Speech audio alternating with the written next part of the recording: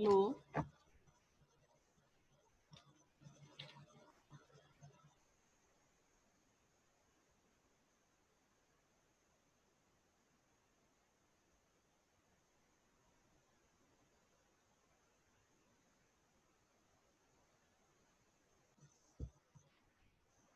Madam ने तो वो करियो मैडम ने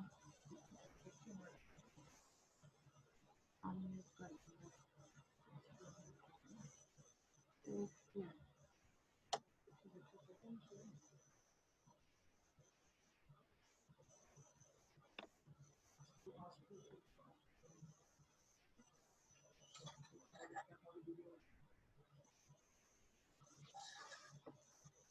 हेलो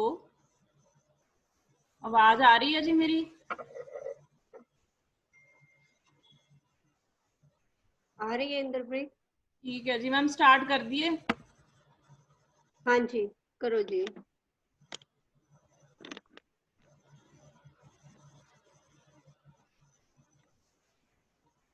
सत्कारयोग प्रिंसिपल मैम, साडे अज दे मुख मेहमान मैडम मनिंदर कौर जी, मेरे स्टाफ मैंबर्स, प्यारे विद्यार्थी ਅਤੇ ਹੋਰ ਸਕੂਲਾਂ ਜਾਂ ਕਾਲਜਾਂ ਤੋਂ ਜੁੜ ਬੈਠੇ ਪਾਰਟਿਸਪੈਂਟ ਨੂੰ ਮੇਰੀ ਪਿਆਰ ਭਰੀ ਸਤਿ ਸ੍ਰੀ ਅਕਾਲ। ਵਿਦਿਆਰਥੀਆਂ ਨੂੰ ਆਪਣੀ ਤਾਲੀਮ ਪੂਰੀ ਕਰਨ ਤੋਂ ਬਾਅਦ ਸਮਾਜ ਅਤੇ ਪਰਿਵਾਰ ਦੀਆਂ ਵੱਡੀਆਂ-ਵੱਡੀਆਂ ਜ਼ਿੰਮੇਵਾਰੀਆਂ ਦੇ ਰੂਬਰੂ ਹੋਣਾ ਪੈਂਦਾ ਹੈ। ਕਿਸੇ ਮਨੁੱਖ ਦੇ ਸਫਲ ਜੀਵਨ ਲਈ ਕੁਝ ਨੁਕਤੇ, ਕੁਝ ਤਜਰਬੇ ਅਤੇ ਸਿੱਖਿਆਵਾਂ ਜ਼ਿੰਦਗੀ ਲਈ ਰਾਹ ਦਸੇਰਾ ਬਣਦੇ ਹਨ। ਤਾਂ ਸਾਡੀ ਕੋਸ਼ਿਸ਼ ਹੈ ਕਿ ਵਿਦਿਆਰਥੀਆਂ ਨੂੰ ਦੁਨਿਆਵੀ ਸਿੱਖਿਆ ਦੇ ਨਾਲ-ਨਾਲ ਸ਼ਖਸੀਅਤ ਦੇ ਸਰਵਪੱਖੀ ਵਿਕਾਸ ਲਈ ਸਮੇਂ-ਸਮੇਂ ਤੇ ਵਿਚਾਰਵਾਨਾਂ ਅਤੇ ਵਿਦਵਾਨਾਂ ਦੇ ਰੂਬਰੂ ਕਰਵਾਇਆ ਜਾਵੇ, ਤਾਂ ਜੋ ਸਾਡੇ ਵਿਦਿਆਰਥੀ ਸਹੀ ਸੇਧ ਲੈ ਸਕਣ।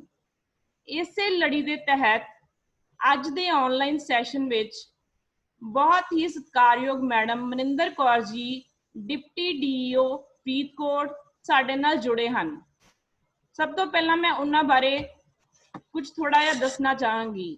Madam Maninder Kaur ji deputy DO Faridkot ਅਤੇ additional principal government senior secondary school Mudki ਦੀ ਸੇਵਾ ਨਿਭਾ ਰਹੇ ਹਨ। ਉਹਨਾਂ ਨੂੰ ਬਹੁਤ ਸਾਰੇ ਅਵਾਰਡਸ ਨਾਲ ਨਿਵਾਜਿਆ ਗਿਆ ਹੈ। ਡਿਪਟੀ ਕਮਿਸ਼ਨਰ ਨੇ 2008 ਦੇ ਵਿੱਚ ਉਹਨਾਂ ਨੂੰ ਅਵਾਰਡ ਦਿੱਤਾ ਅਤੇ ਇਸ ਤੋਂ ਇਲਾਵਾ ਮਾਂ ਬੋਲੀ ਪੰਜਾਬੀ ਦੀ ਸ਼ਾਨ ਦੇ ਅਵਾਰਡ ਨਾਲ ਨਿਵਾਜਿਆ ਗਿਆ। ਉਹਨਾਂ ਨੂੰ 2014 ਵਿੱਚ ਬੈਸਟ ਟੀਚਰ ਦਾ ਅਵਾਰਡ ਮਿਲਿਆ। 2017 ਵਿੱਚ ਨਾਰੀ ਚੇਤਨਾ ਪੁਰਸਕਾਰ ਨਾਲ ਨਿਵਾਜਿਆ ਗਿਆ। ਇਸ ਤੋਂ ਇਲਾਵਾ ਉਹਨਾਂ ਨੂੰ ਇੰਟਰਨੈਸ਼ਨਲ ਟੀਚਰ ਡਿਵੈਲਪਮੈਂਟ ਪ੍ਰੋਗਰਾਮ ਲਈ ਯੂਨੀਵਰਸਿਟੀ ਆਫ ਟੋਰਾਂਟੋ ਦੇ ਵਿੱਚ ਵੀ ਚੁਣਿਆ ਗਿਆ।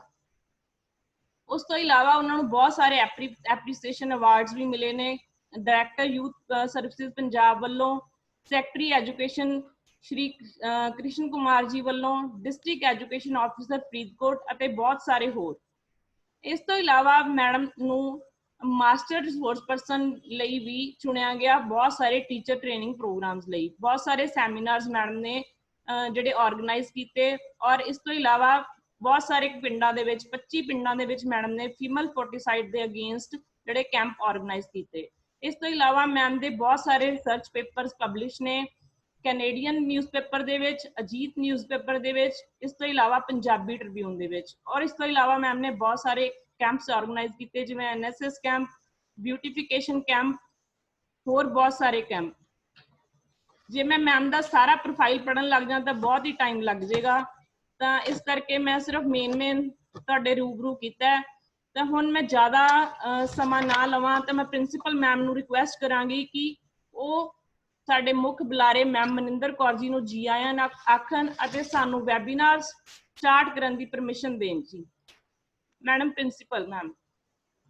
ਸਭ ਤੋਂ ਪਹਿਲਾਂ ਸਭ ਨੂੰ ਪਿਆਰ ਭਰੀ ਸਤਿ ਸ਼੍ਰੀ ਅਕਾਲ। ਸਾਰੇ ਪਾਰਟਿਸਿਪੈਂਟਸ, ਮੇਰੇ ਫੈਕਲਟੀ ਮੈਂਬਰਸ, ਐਸਪੈਸ਼ਲੀ ਜਿਹੜੇ ਕਿ ਸਾਡੇ ਇਸ ਕੈਂਪ ਦੇ ਆਰਗੇਨਾਈਜ਼ਰਸ ਨੇ, ਮੈਂ ਉਹਨਾਂ ਨੂੰ ਸ਼ਾਬਾਸ਼ੀ ਦੇਣਾ ਚਾਹਾਂਗੀ ਕਿ ਉਹਨਾਂ ਨੇ ਜੋ ਸੀਕ੍ਰੇਟਸ ਆਫ ਸਕਸੈਸ ਦੇ ਉੱਪਰ ਆਪਣਾ ਇੱਕ ਪ੍ਰੋਗਰਾਮ ਚੌਕ ਆਊਟ ਕੀਤਾ।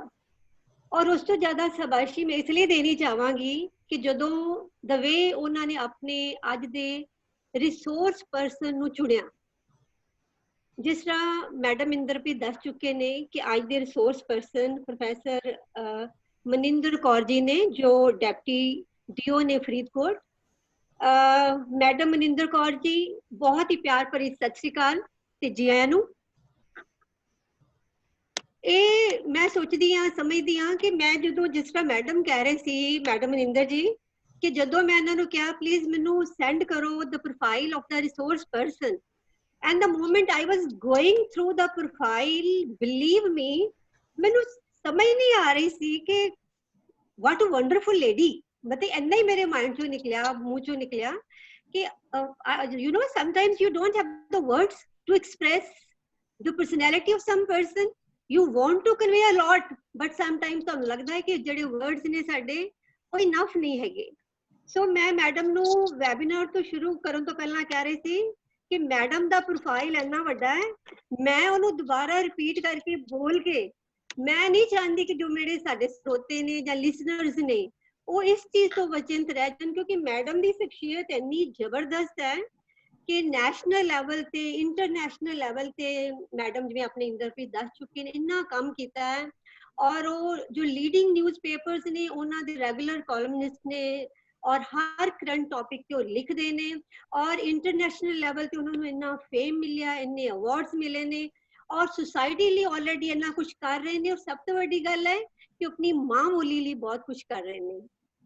और आज का जो साडा टॉपिक है सीक्रेट्स ऑफ सक्सेस, असीं सारे जानते हैं कि सक्सेस तो आजकल हर एक दा सपना है कि सक्सेस हर एक नूं चाहिदी है, बट द ट्रेजेडी है कि जो साडा यूथ है वो ये नहीं जान पाता कि सक्सेस मिलेगी किस तरह। इस करके जो अगर आज दा सिनेरियो देखे, आज दा सिनेरियो डजंट मीन कि I am talking about the specifically COVID period, even pre COVID and during COVID and even after COVID, things are not going to change much so far as the success is concerned कि success हर एक नूं चाहिदी है पर वो जानते नहीं कि उन्हें किद्दां अचीव किया जाए, जिस करके वो डिप्रैशन का शिकार भी हो रहे ने।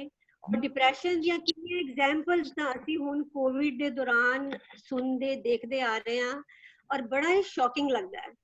तो मैं ज्यादा ना कहती हुई मैं चाहनी हाँ क्योंकि मैनू खुद इन्नी क्यूरोसिटी है, कहते ना सक्सैस की जो डेफिनेशन है हर एक लिए अलग अलग होंदी है। जिवें किसी लिए सक्सैस होएगी मैं सिर्फ कॉलेज की डिग्री लैनी है, किसी लिए सक्सैस हो सकती है कि मैं जॉब लैनी है अच्छी, किसी लिए सक्सैस हो सकती है मैं अच्छा बिजनेसमैन बनना है, मेरे को अच्छी गड्डियां होनी चाहिए, अच्छा कार होना चाहिए है, जहाँ मैं बहुत बड़ी पोजीशन ते जाना है। बट आई फील कि जब तक लाइफ चलती रहती है जो आप एक पड़ाव अचीव करते हैं तो साडा नैक्सट का जो टीचा है किते ना किते नाल ही मिथ्या जाता है। सो मैनू भी उन्नी क्यूरोसिटी है सुनन दी मैडम मनिंदर कौर जी नू जितनी मेरे स्टूडेंट्स नू होएगी, क्योंकि मैनू भी लगता है कि अजे सक्सैस के बहुत सारे स्टैप्स पे ने जिहदा मंत्रा अज दे साडे रिसोर्स पर्सन देणगे, जिहड़ा मेरे स्टूडेंट्स ही लई नहीं मेरे लिए भी बड़ा लाहेवंद होएगा। So I would like to switch over or hand over the next other part of the program to Professor Maninder Kaur ji. Madam ji, once again welcome ji ayanu and thanks a lot कि तुसी जड़ा अपने अन्ने busy schedule दे विचों साडे लिए time कढिया है और असीं सोचदे हां कि बड़े वड्डे भागां वाले हां कि अज सानू तुहाडे तो कुछ सीक्रेट्स मिलणगे सक्सेस दे जेडे सारियां दे लिए लाहेवंद होणगे। So once again, thank you and welcome to all. Inderpreet जी, तुसी मैडम कोलों शुरू कराओ जी। हाँ जी हाँ जी, मैं ज़्यादा समा ना लेंदे हुए मनिंदर मैम नूं रिक्वेस्ट करांगी कि आपां वैबीनार स्टार्ट करिए जी। ते मैम शेयर कर दां जी स्क्रीन। हाँ जी, मैं एक मिनट गल कर ला। हाँ जी Thank you so much, Principal Ma'am, Indrapreet Kaur Ma'am, for such a nice introduction. And एक ਜਿਹੜੇ ਆਪਣੇ स्टूडेंट्स जुड़े हुए है, बहुत अच्छी गल है कि ਅੱਜ संडे ਨੂੰ ਵੀ ਉਹ ਇਸ ਜਿਹੜੇ सक्सेस मंत्रास ਨੂੰ ਸੁਣਨ ਲਈ ਤਿਆਰ ਬੈਠੇ ਹੈ। ਤਾਂ ਇੱਕ ਗੱਲ ਮੈਂ ਜਿਹੜਾ ਸਟਾਰਟਿੰਗ ਦੇ ਵਿੱਚ ਕਹੂੰਗੀ ਕਿ ਜਿਹੜੀ ਸਫਲਤਾ ਹੈ सक्सेस ਜਿਹਦੀ ਆਪਾਂ ਅੱਜ ਸਾਡਾ ਜਿਹੜਾ ਟਾਕ ਆਫ ਦ ਡੇ ਹੈ कि सफलता केवल एक शक्तिशाली संकल्प जिन्नी दूरी ते स्थित है। यानी वो कोई बहुती दूर कोई वस्तु नहीं हैगी, बहुती दूर कोई एहो जी वो नहीं हैगी, वो एक सिर्फ एक सिंगल थॉट जिन्नी दूरी ते ही स्थित है। और ਉਸ ਨੂੰ ਸਫਲਤਾ ਨੂੰ ਅਚੀਵ ਕਰਨ ਦੀ ਪਾਵਰ ਅਸੀਂ ਜਿੰਨੇ ਜਣੇ ਬੈਠੇ ਆ ਇੱਥੇ ਸਾਰਿਆਂ ਦੇ ਵਿੱਚ ਹੈ। ਕਹਿੰਦੇ ਜਿਨ੍ਹਾਂ ਦੇ ਸੰਕਲਪਾਂ ਦੇ ਵਿੱਚ ਦ੍ਰਿੜਤਾ ਦੀ ਸ਼ਕਤੀ ਹੁੰਦੀ ਹੈ ਉਹਨਾਂ ਲਈ ਹਰ ਕੰਮ ਸੰਭਵ ਹੈ। Nothing is impossible in this world for these people ਜਿਨ੍ਹਾਂ ਦੇ ਸੰਕਲਪਾਂ ਦੇ ਵਿੱਚ ਦ੍ਰਿੜਤਾ ਹੈ, ਸ਼ਕਤੀ ਹੈ। ਤਾਂ ਆਓ ਅਸੀਂ ਉਸ ਪਰਮ ਪਿਤਾ ਪਰਮਾਤਮਾ ਨੂੰ ਇੱਕ ਵਾਰੀ ਯਾਦ ਕਰੀਏ। 2-3 ਮਿੰਟ ਲਈ ਅਸੀਂ ਉਸ ਦੀ ਯਾਦ ਦੇ ਵਿੱਚ ਜੁੜਾਂਗੇ। ਸਾਰੇ ਅਸੀਂ ਅੱਖਾਂ ਬੰਦ ਕਰਕੇ ਇਸ ਜਿਹੜਾ ਸ਼ਬਦ ਹੈ ਇਹਨੂੰ ਅਸੀਂ ਸਰਵਨ ਕਰਦੇ ਹਾਂ, ਫਿਰ ਆਪਾਂ ਆਪਣੀ ਜਿਹੜੀ ਗੱਲਬਾਤ ਹੈ ਸ਼ੁਰੂ ਕਰਦੇ ਹਾਂ ਜੀ। ਹਾਂਜੀ Inderpreet ma'am please share the screen. ਹਾਂਜੀ ਮੈਮ।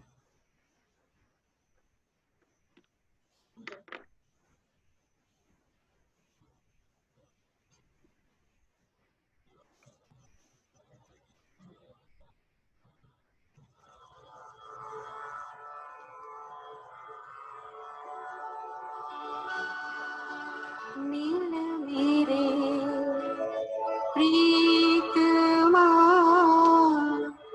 जियो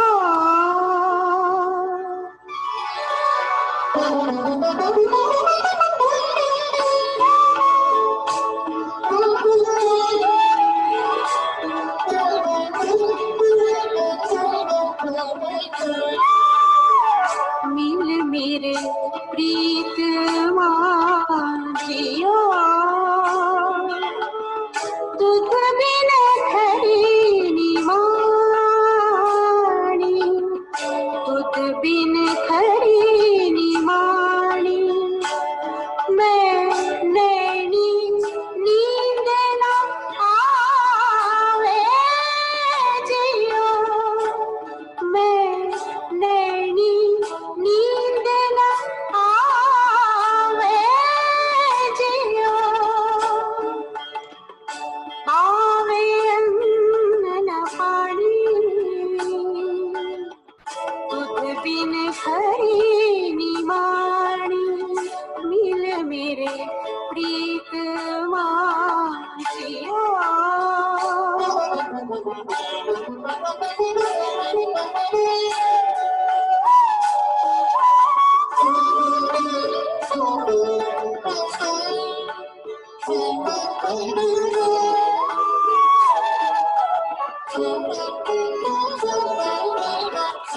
पानी अन्न न पावे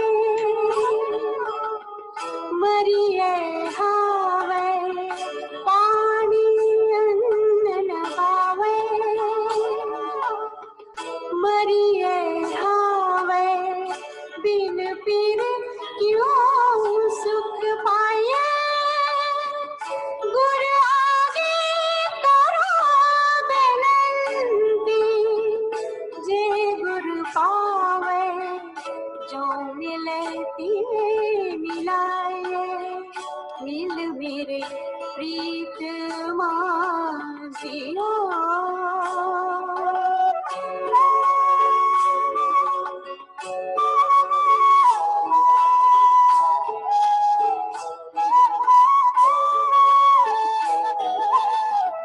आपे मेल ले सुख दाता, आपे मेल ले सुख दाता, आप मिला कर आए, नानक का मन सदा सुहागना, नानक का मन सदा सुहागना, ना पीर मरे न जाए, ना पीर मरे न जाए, मिल मेरे प्रीतमा जियो,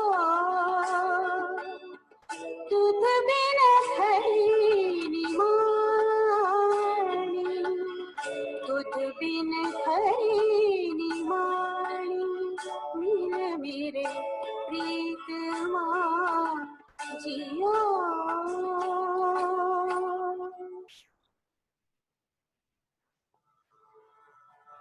मिल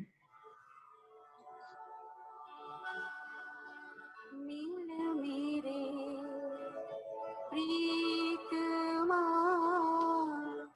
जियो। हाँ जी, ਅਸੀਂ ਇਸ ਸ਼ਬਦ ਦਾ ਆਨੰਦ ਮਾਣ ਰਹੇ ਸੀ। ਮੈਂ ਦੇਖ ਰਹੀ ਸੀ ਬਹੁਤ ਸਾਰੀਆਂ ਅੱਖਾਂ ਨਮ ਹੋ ਜਾਂਦੀਆਂ, ਵਿਰਾਗ ਆ ਜਾਂਦਾ ਸਾਨੂੰ ਜਦੋਂ ਅਸੀਂ ਗੁਰਬਾਣੀ ਸਰਵਣ ਕਰਦੇ ਹਾਂ। ਤਾਂ ਮੈਨੂੰ ਗੱਲ ਯਾਦ ਆ ਰਹੀ ਸੀ ਕਿ ਇੱਕ ਸੰਤ ਰਾਵੀਆ ਹੋਇਆ, ਤੁਸੀਂ ਗੂਗਲ ਤੇ ਵੀ ਸਰਚ ਕਰ ਸਕਦੇ ਹੋ। ਸੰਤ ਰਾਵੀਆ ਨੂੰ ਇੱਕ ਵਾਰੀ ਪੁੱਛਿਆ ਗਿਆ ਕਿ ਤੁਸੀਂ ਜਦੋਂ ਨਮਾਜ਼ ਅਦਾ ਕਰਦੇ ਹੋ ਤਾਂ ਪਰਮਾਤਮਾ ਨਮਾਜ਼ ਅਦਾ ਕਰਨ ਤੋਂ ਪਹਿਲਾਂ ਆਉਂਦੇ ਹੈ ਕਿ ਬਾਅਦ ਚ ਆਉਂਦੇ? ਤੇ ਉਹਨਾਂ ਦਾ ਕੀ ਜਵਾਬ ਸੀ? ਉਹ ਕਹਿਣ ਲੱਗੇ, ਕਹਿੰਦੇ ਜਦੋਂ ਮੈਂ ਨਮਾਜ਼ ਅਦਾ ਕਰਦੀ ਹਾਂ ਉਹ ਉਸ ਤੋਂ ਪਹਿਲਾਂ ਆ ਜਾਂਦੇ। ਤਾਂ ਉਸ ਸਵਾਲ ਕਰਨ ਵਾਲੇ ਨੇ ਪੁੱਛਿਆ ਕਿ ਤੁਹਾਨੂੰ ਕਿਸ ਤਰ੍ਹਾਂ ਪਤਾ ਲੱਗਦਾ ਹੈ ਵੀ ਪਰਮਾਤਮਾ ਆ ਗਏ ਹੈ? ਤਾਂ ਉਹਨਾਂ ਦਾ ਜਵਾਬ ਸੀ, ਕਹਿੰਦੇ ਜਦੋਂ ਸਾਡੀਆਂ ਅੱਖਾਂ ਚੋਂ ਪਾਣੀ ਵਗਣ ਲੱਗ ਜਾਂਦਾ ਹੈ, ਉਹ ਵਿਰਾਗ ਦੇ ਹੰਝੂ ਸਾਡੀਆਂ ਅੱਖਾਂ ਨੂੰ ਨਮ ਕਰ ਦਿੰਦੇ ਹੈ, ਤਾਂ ਸਮਝ ਲਓ ਸਾਡੇ ਵਿੱਚ ਪਰਮਾਤਮਾ ਆ ਗਏ।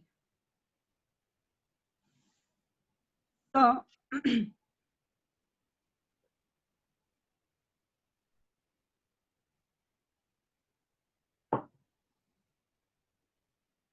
ਅਸੀਂ ਇਹ ਮੰਨ ਕੇ ਚੱਲੀਏ ਕਿ ਪਰਮਾਤਮਾ ਸਾਖਸ਼ਾਤ ਰੂਪ ਦੇ ਵਿੱਚ ਇੱਕ ਜ਼ੂਮ ਐਪ ਦੇ ਨਾਲ ਸਾਡੇ ਨਾਲ ਕਨੈਕਟ ਹੋ ਚੁੱਕੇ ਹੈ ਤੇ ਸਾਡੀ ਜਿਹੜੀ ਅੱਜ ਕਰਵਾ ਰਹੇ ਹੈ, ਔਰ ਆਪ ਹੀ ਉਹ ਤੁਹਾਨੂੰ ਜਿਹੜੀਆਂ ਉਹ ਗੱਲਾਂ ਸੁਣਨ, ਸਮਝਣ ਅਤੇ ਅਮਲ ਕਰਨ ਵਾਸਤੇ ਹਿੰਮਤ ਵੀ ਦੇ ਰਹੇ ਹੈ। ਤਾਂ ਮੈਂ ਸ਼ੁਰੂਆਤ ਕਰਦੀ ਹਾਂ ਇੱਕ ਛੋਟੀ ਜੀ ਕਹਾਣੀ ਤੋਂ। ਇੱਕ ਰਾਜਾ ਨੇ ਇੱਕ ਵਾਰੀ ਐਲਾਨ ਕੀਤਾ ਕਿ ਮੈਂ ਆਪਣੀ ਰਾਜਕੁਮਾਰੀ ਲਈ ਕੋਈ ਵਰ ਚੁਣਨਾ ਹੈ।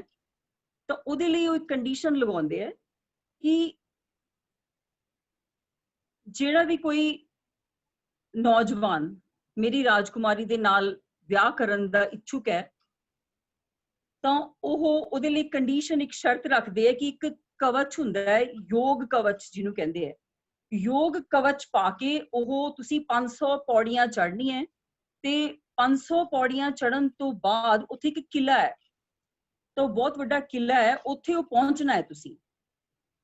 ਜਿਹੜਾ ਵੀ ਕੋਈ ਰਾਜਕੁਮਾਰ ਇਹ 500 ਪੌੜੀਆਂ ਚੜ੍ਹ ਜੂਗਾ ਉਹ ਕਵਚ ਪਾ ਕੇ, ਤਾਂ ਉਹ ਕਿਲਾ ਵੀ ਉਹਦਾ, ਰਾਜ ਮਹਿਲ ਵੀ ਉਹਦਾ ਤੇ ਰਾਜਕੁਮਾਰੀ ਵੀ ਉਹਦੀ। ਤੇ ਇਹ ਐਲਾਨ ਸੁਣ ਕੇ ਬਹੁਤ ਲੋਕ ਆਉਂਦੇ ਹੈ, ਬਹੁਤ ਲੋਕ ਆਪਣੀ ਕਿਸਮਤ ਨੌਜਵਾਨ ਜਿਹੜੇ ਹੈ ਅਜ਼ਮਾਉਂਦੇ ਹੈ। ਤਾਂ ਸਾਰੇ ਲੋਕ ਟਰਾਈ ਕਰਦੇ ਹੈ, ਕਵਚ ਪਾਉਂਦੇ ਹੈ, ਯੋਗ ਕਵਚ। ਜਿਵੇਂ ਕਿ ਤੁਹਾਨੂੰ ਪਤਾ ਅੱਜ 21 ਜੂਨ ਇੰਟਰਨੈਸ਼ਨਲ ਯੋਗ ਦਿਵਸ ਮਨਾਇਆ ਜਾ ਰਿਹਾ ਹੈ। ਤਾਂ ਯੋਗ ਉਸ ਪਰਮਾਤਮਾ ਦੇ ਨਾਲ ਹੈ। ਇਹ ਕੋਈ ਮਤਲਬ ਠੀਕ ਹੈ ਅਸੀਂ ਯੋਗਾ ਐਕਸਰਸਾਈਜ਼ਸ ਕਰ ਰਹੇ ਹਾਂ, ਪਰ ਉਸ ਪਰਮਾਤਮਾ ਦੇ ਨਾਲ ਕਨੈਕਟ ਹੋ ਕੇ ਜੇ ਅਸੀਂ ਕਰਦੇ ਹਾਂ ਤਾਂ ਉਹਦਾ ਤੁਸੀਂ ਪ੍ਰਭਾਵ ਦੇਖਿਓ, ਉਹਦਾ ਇਫੈਕਟ ਦੇਖਿਓ, ਸਾਡੇ ਅੰਦਰ ਕਿੰਨੀ ਪਿਓਰਿਟੀ, ਕਿੰਨੀ ਸ਼ੁੱਧਤਾ ਸਾਡੇ ਅੰਦਰ ਆ ਜਾਂਦੀ ਹੈ। ਤਾਂ ਜਦੋਂ ਪਹਿਲੇ ਨੌਜਵਾਨ ਨੇ ਪਹਿਲੀ ਪੌੜੀ ਤੇ ਪੈਰ ਰੱਖਿਆ, ਕਵਚ ਪਾਇਆ, ਬਹੁਤ ਭਾਰੀ ਕਵਚ ਸੀਗਾ।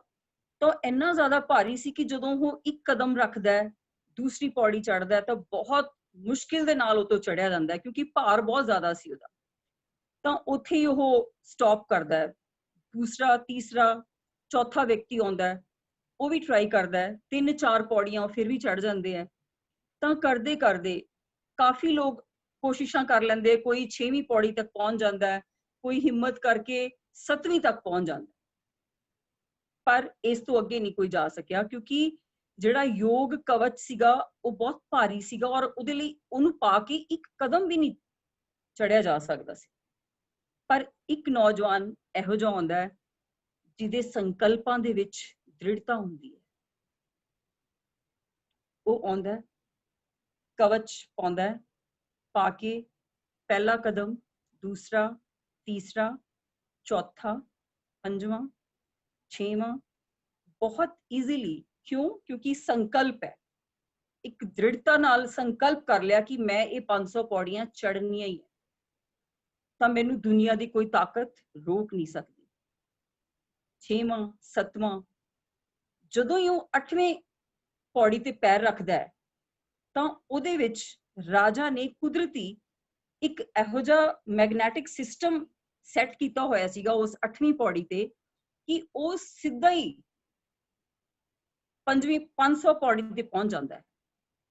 8ਵੀਂ ਪੌੜੀ ਤੇ ਪੈਰ ਰੱਖਦੇ ਸਾਰ ਉਹ ਇੱਕਦਮ ਹੈਰਾਨ ਹੋ ਜਾਂਦਾ ਹੈ ਕਿ ਮੈਂ ਕਿਵੇਂ ਇੱਕਦਮ ਉੜਦਾ ਹੋਇਆ ਮੈਂ 500ਵੀਂ ਪੌੜੀ ਤੇ ਜਾ ਕੇ ਕਦਮ ਰੱਖਿਆ। ਤੇ ਸਾਰੇ ਹੈਰਾਨ ਹੋ ਜਾਂਦੇ ਆ ਤੇ ਰਾਜਾ ਐਲਾਨ ਕਰ ਦਿੰਦਾ ਵੀ ਕਿਲਾ ਵੀ ਇਹਦਾ, ਰਾਜ ਮਹਿਲ ਵੀ ਇਹਦਾ ਤੇ ਰਾਜਕੁਮਾਰੀ ਵੀ। ਤਾਂ ਇਸ ਕਹਾਣੀ ਨੂੰ ਮੈਂ ਕਦੇ ਪੜ੍ਹਿਆ ਸੀ, ਕਿਤੇ ਸੁਣਿਆ ਸੀ, ਤਾਂ ਮੈਂ ਇਸ ਨੂੰ ਆਪਣੀ ਲਾਈਫ ਤੇ ਅਪਲਾਈ ਕਰਕੇ ਦੇਖਿਆ ਕਿ ਇਹ ਕੀ ਸੱਚੀ ਇਹੋ ਜਿਹੀ ਚੀਜ਼ ਹੈ ਕਿ ਅਗਰ ਅਸੀਂ ਆਪਣੇ ਸੰਕਲਪ ਇੰਨੇ ਕੁ ਦ੍ਰਿੜ ਕਰ ਲਈਏ ਤਾਂ ਕੀ ਸਾਡੇ ਲਈ ਹਰ ਚੀਜ਼ ਸੰਭਵ ਹੈ।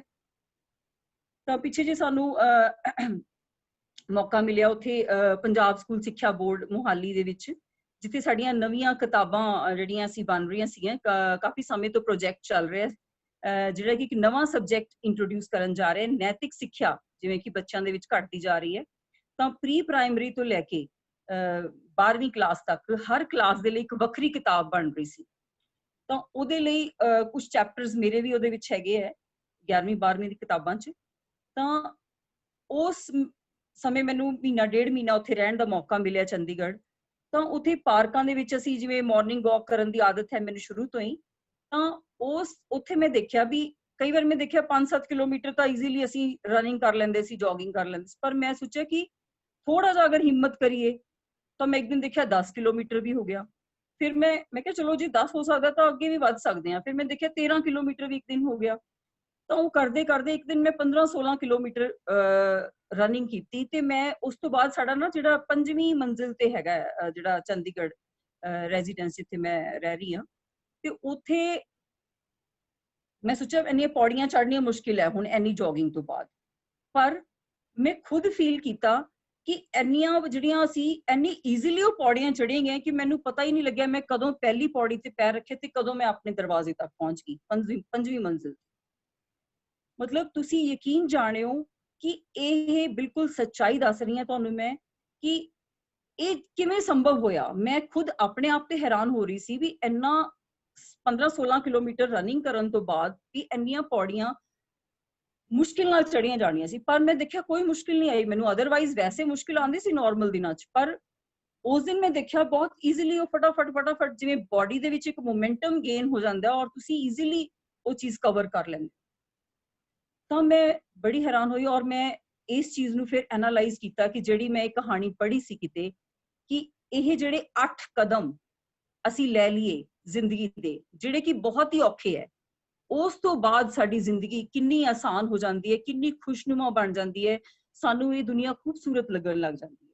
ਅਸੀਂ ਜਿਹੜਾ ਵੀ ਕੰਮ ਕਰਦੇ ਹਾਂ ਉਹਦੇ ਵਿੱਚ ਸਫਲਤਾ ਹਾਸਿਲ ਹੁੰਦੀ ਜਾਂਦੀ ਹੈ ਖੁਦ ਬ ਖੁਦ। ਤੁਹਾਨੂੰ ਸਫਲਤਾ ਦੇ ਪਿੱਛੇ ਨਹੀਂ ਭੱਜਣਾ ਪੈਂਦਾ, ਸਫਲਤਾ ਤੁਹਾਡੇ ਮਗਰ ਆਉਂਦੀ। ਤਾਂ ਇਹ ਇੱਕ ਬੜੀ ਵਧੀਆ ਇਨਸਪੀਰੇਸ਼ਨਲ ਸਟੋਰੀ ਹੈ, ਮੈਨੂੰ ਲੱਗਦਾ ਸੀ ਮੈਂ ਤੁਹਾਡੇ ਨਾਲ ਜ਼ਰੂਰ ਸ਼ੇਅਰ ਕਰਾਂ। ਤਾਂ ਉਹਦੇ ਲਈ ਇਹ ਜਿਹੜੇ 8 ਕਦਮ ਹੈ, ਸਾਨੂੰ ਅੰਮ੍ਰਿਤ ਵੇਲੇ ਵੀ ਉੱਠਣਾ ਪੈਣਾ ਹੈ, ਉਸ ਪਰਮਾਤਮਾ ਦੇ ਨਾਲ ਕਨੈਕਟ ਵੀ ਹੋਣਾ ਪੈਣਾ ਹੈ, ਉਹਦੇ ਨਾਲ ਸਾਨੂੰ ਸੁਰਤ ਵੀ ਜੋੜਨੀ ਪੈਣੀ ਹੈ। ਤੁਸੀਂ ਦੇਖੋ ਅੱਜ ਕੱਲ ਹੁਣ ਜਿਵੇਂ ਕੋਰੋਨਾ ਪੀਰੀਅਡ ਚੱਲ ਰਿਹਾ ਹੈ, ਕੋਰੋਨਾ ਪੀਰੀਅਡ ਦੇ ਵਿੱਚ ਵਿਸ਼ਵ ਦਾ ਹਰ ਵਿਅਕਤੀ ਇੱਕੋ ਹੀ ਡਰ ਤੋਂ ਪੀੜਿਤ ਹੈ, ਕਿਤੇ ਮੈਨੂੰ ਨਾ ਹੋ ਜੇ, ਕਿਤੇ ਮੈਨੂੰ ਨਾ ਹੋ ਜੇ। ਤਾਂ ਉਹ ਇੱਕ ਦੁਨੀਆ ਜਿਹੜੀ ਇੱਕ ਐਂਗਜ਼ਾਈਟੀ, ਡਰ, ਫੀਅਰ, ਤਾਂ ਇਹੋ ਜਿਹੀਆਂ ਭਾਵਨਾਵਾਂ ਦੇ ਨਾਲ ਜਿਉ ਰਹੀ ਹੈ ਤੇ ਉਹ ਸਾਰੇ ਵਿਸ਼ਵ ਦੇ ਵਿੱਚ ਇਹ ਭਾਵਨਾਵਾਂ ਰੇਡੀਏਟ ਹੋ ਰਹੀਆਂ। ਇਹਨੂੰ ਵਾਈਬ੍ਰੇਸ਼ਨ ਸਾਇੰਸ ਕਹਿੰਦੇ ਆ। ਮੈਂ ਫਿਜ਼ਿਕਸ ਦੀ ਲੈਕਚਰਰ ਹਾਂ, 23 ਸਾਲ ਮੈਂ ਫਿਜ਼ਿਕਸ ਪੜ੍ਹਾਈ ਹੈ ਬੱਚਿਆਂ ਨੂੰ। ਤਾਂ ਉਹਦੇ ਵਿੱਚ ਮੈਂ ਵਾਈਬ੍ਰੇਸ਼ਨ ਸਾਇੰਸ ਤੇ ਕਾਫੀ ਰਿਸਰਚ ਕੀਤੀ ਇਸ ਫੀਲਡ ਦੇ ਵਿੱਚ ਕਿ ਵਾਈਬ੍ਰੇਸ਼ਨ, ਔਰ ਇਹ ਸੱਚੀ ਐਕਸਪੈਰੀਮੈਂਟਸ ਹੋਏ ਹੈ ਕਿ ਸੇਮ ਜਿਹੜੀਆਂ ਸੀ ਫੀਲਿੰਗਸ, ਵਾਈਬ੍ਰੇਸ਼ਨ ਜਿਹੜੀਆਂ ਹੈ ਉਹ ਰਿਕਾਰਡ ਕੀਤੀਆਂ ਗਈਆਂ। ਬਹੁਤ ਸਾਰੇ ਸਾਇੰਟਿਸਟ ਵੱਲੋਂ ਇਹ ਰਿਸਰਚਸ ਕੀਤੀਆਂ ਗਈਆਂ ਜਿਹੜੀਆਂ ਕਿ ਬਿਲਕੁਲ ਸੱਚ ਹੋਈਆਂ ਕਿ ਜੋ ਮੈਂ ਇੱਥੇ ਬੈਠ ਕੇ ਥਾਟ ਕਰ ਰਹੀ ਹਾਂ, ਸਪੋਜ਼ ਮੈਂ ਕਿਸੇ ਨੂੰ ਬਹੁਤ ਡੀਪਲੀ ਕਿਸੇ ਬਾਰੇ ਸੋਚ ਰਹੀ ਹਾਂ, ਸਪੋਜ਼ ਮੇਰੇ ਹਸਬੈਂਡ ਸਪੇਨ ਦੇ ਵਿੱਚ ਬੈਠੇ ਹੈ ਤਾਂ ਮੈਂ ਉਹਨਾਂ ਬਾਰੇ ਸਪੇਨ ਦੇ ਵਿੱਚ ਸੋਚ ਰਹੀ ਹਾਂ ਕਿ ਉਹ ਇਸ ਵੇਲੇ ਕਿੱਥੇ ਹੋਣਗੇ, ਤਾਂ ਇਮੀਡੀਏਟਲੀ ਉਹਨਾਂ ਦੇ ਮਾਈਂਡ ਦੀ ਜਿਹੜੀ ਹੈ ਉੱਥੇ ਰੀਡਿੰਗ ਕੀਤੀ ਗਈ, ਤਾਂ ਸੇਮ ਥਾਟਸ ਜੋ ਮੇਰੇ ਅੰਦਰ ਚੱਲ ਰਹੇ ਸੀ ਉਸੇ ਟਾਈਮ ਉਹਨਾਂ ਦੇ ਅੰਦਰ ਚੱਲ ਪਏ।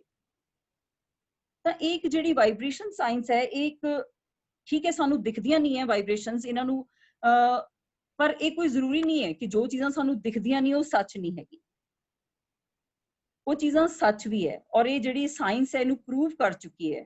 ਤੁਸੀਂ ਦੇਖੋ ਸ਼੍ਰੀ ਗੁਰੂ ਗ੍ਰੰਥ ਸਾਹਿਬ ਦਾ ਪ੍ਰਕਾਸ਼ ਨਾਸਾ ਵਰਗੀ ਏਜੰਸੀ ਨੇ ਆਪਣੀ ਜਿਹੜੀ ਮਲਟੀ ਸਟੋਰੀਡ ਬਿਲਡਿੰਗ ਹੈ ਅਮਰੀਕਾ ਦੇ ਵਿੱਚ, ਉੱਥੇ ਇਸ ਤੋਂ ਸੇਧ ਲੈ ਕੇ, ਗੁਰੂ ਗ੍ਰੰਥ ਸਾਹਿਬ ਤੋਂ ਸੇਧ ਲੈ ਕੇ, ਉਹ ਜੋ ਗੁਰੂ ਨਾਨਕ ਦੇਵ ਜੀ 500 ਸਾਲ ਪਹਿਲਾਂ ਦੱਸ ਗਏ ਸੀ ਉਹ ਸੱਚ ਹੋ ਰਹੀਆਂ ਚੀਜ਼ਾਂ, ਤਾਂ ਉਹਨਾਂ ਵੱਲੋਂ ਸੇਧ ਲੈ ਕੇ ਉਹ ਜਿੰਨੀਆਂ ਰਿਸਰਚਿਸ ਆ ਉਹ ਕਰ ਰਹੇ ਆ। ਤਾਂ ਜਿਵੇਂ ਉਹਨਾਂ ਨੇ ਕਿਹਾ ਸੀ ਕਿ ਜਲਤੀ ਸਭ ਪ੍ਰਿਥਵੀ ਦਿਸ ਆਈ, ਕਿੰਨੀ ਰੀਅਲਾਈਜੇਸ਼ਨ ਗੁਰੂ ਨਾਨਕ ਦੇਵ ਜੀ ਦੀ ਸਟਰੋਂਗ ਸੀ ਵੀ ਉਹਨਾਂ ਨੂੰ ਸਾਰੀ ਪ੍ਰਿਥਵੀ ਇੱਕ ਕਾਮ, ਕ੍ਰੋਧ, ਲੋਭ, ਮੋਹ ਦੇ ਵਿੱਚ ਜਲਦੀ ਹੋਈ ਨਜ਼ਰ ਆ ਰਹੀ ਸੀ ਤੇ ਉਹਨਾਂ ਨੇ ਉਦਾਸੀਆਂ ਸ਼ੁਰੂ ਕੀਤੀਆਂ ਸੀ। ਤਾਂ ਇਹ ਜਿਹੜੇ ਵਾਈਬ੍ਰੇਸ਼ਨਸ ਹੈ, ਅਗਰ ਅਸੀਂ ਇਸ ਕਨਸੈਪਟ ਨੂੰ ਸਮਝਦੇ ਹਾਂ, ਇਹਦਾ ਬੜਾ ਲੰਬਾ ਟੌਪਿਕ ਹੋ ਸਕਦਾ ਹੈ, ਆਪਾਂ ਕਿਸੇ ਦਿਨ ਫਿਰ ਇਸ ਵਿਸ਼ੇ ਤੇ ਗੱਲ ਕਰਾਂਗੇ। ਤਾਂ ਹੁਣ ਆਪਾਂ ਗੱਲ ਕਰ ਰਹੇ ਸੀ ਕਿ ਜਿਹੜੇ ਉਹ 8 ਕਦਮ ਹੈਗੇ ਹੈ, ਉਹ ਕਦਮ ਅਸੀਂ ਜਿਹੜੇ ਕਿਵੇਂ ਉਹ ਲੈ ਸਕਦੇ ਹਾਂ ਤੇ ਉਸ ਤੋਂ ਬਾਅਦ ਸਫਲਤਾ ਜਿਹੜੀ ਖੁਦ ਬ ਖੁਦ ਆਉਣੀ ਸ਼ੁਰੂ ਹੋ ਜਾਂਦੀ ਹੈ।